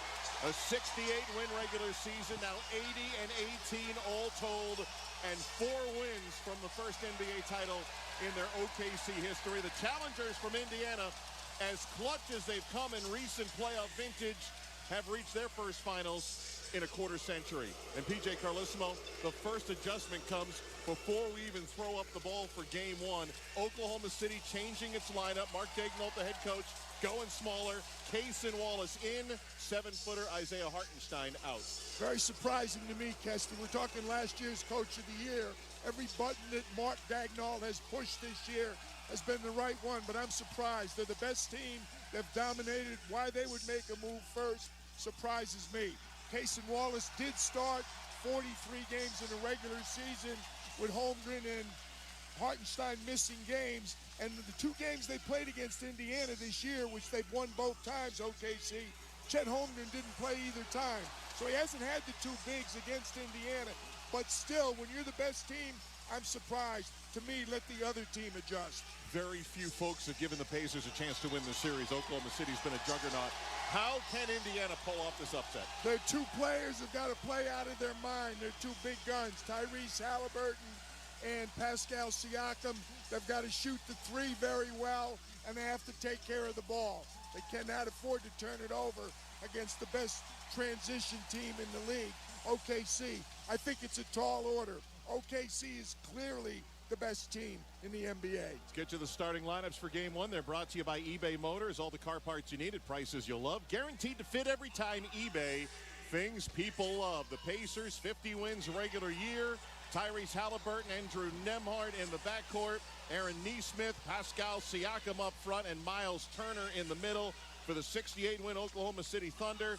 As we told you, the change, Shai Gilgeous-Alexander in the backcourt with Case and Wallace. Lou Dort will start at small forward with Jalen Williams, and Chet Holmgren will be in the middle. George Sedano with us for the entire finals as well from the sideline. And George, start with OKC. They're so young yet so seemingly undaunted with the stage they're now on. No question about it, Kesty. They came into this series not satisfied just because they made the NBA Finals. A very business-like approach for this young Thunder team. They did get a chance to celebrate right after, but it was right back to business shortly thereafter after a 2-day layoff.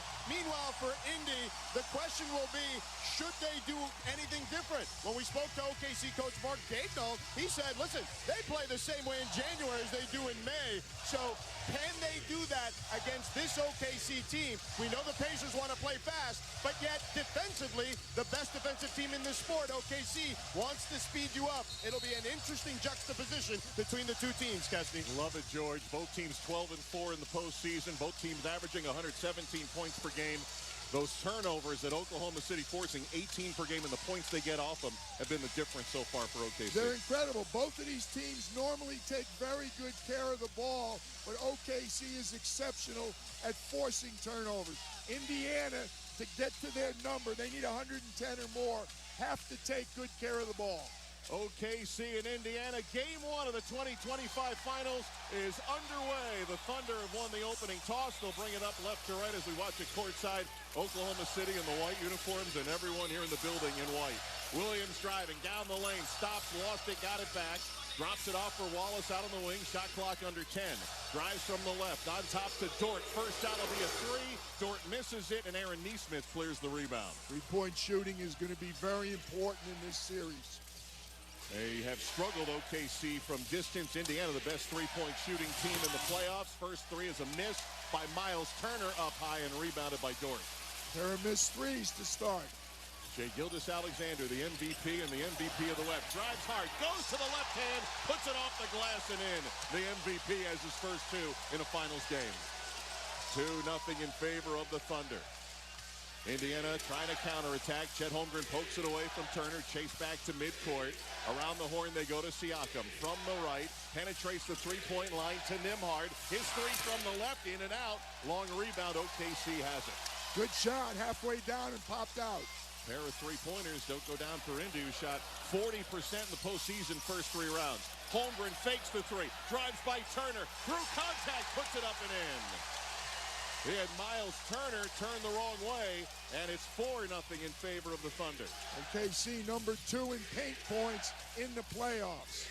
Pascal Siakam had it knocked away momentarily. Now twice, it's loose. Siakam can't get it. Thunder all over it. Still loose. Siakam on his seat grabs it. Down floor. Neesmith, corner three, missed it. Missed it badly and rebounded by OKC. 3 threes all missed to start for Indiana. 3 different players. Gilgeous-Alexander drives, bumps into Neesmith, lost the ball, knocked out of bounds. Last touch by Indiana. 3 misses from 3 and corner threes where Indiana has cashed in the postseason. They were 47% coming in. They're the best in the playoffs shooting the 3, and they have 4 different players over 40%. It's incredible. 11 on the shot clock on the Thunder inbound front court. They get it in to Gilgeous-Alexander. Runs Nembhard through a screen. Nembhard stays on his thigh. Now a pass to the baseline. Lou Dort, short jumper missed. Neesmith the rebound. Indiana trying to get its first points in its first finals in 25 years. Down 4-zip. Looping pass to the top. Turner right back to Halliburton. Drives. Floats it toward the rim. Missed. And it's rebounded by Jalen Williams. J-Dub will bring it up floor. Left to right. He'll pull from 3 and he'll connect. And it's 7-0 Thunder to open the finals. Indiana 0 for 4 here in game 1. Nembhard free throw line leaves for Turner. Fouled by Holmgren, who went for the block down low. And Turner will go to the free throw line looking for the first points. Smart play by the veteran Miles Turner. The 3-point shots not going. He puts it on the floor, takes it to the rim. Again, Kest, we talked about it, you and I, before we came on air. Both of these teams foul a lot. They're both physical. Expect to see a lot of free throws. And it's going to be important to see whether the officials allow either of them to be as physical as they normally are. Turner hits the first thought here watching Indiana.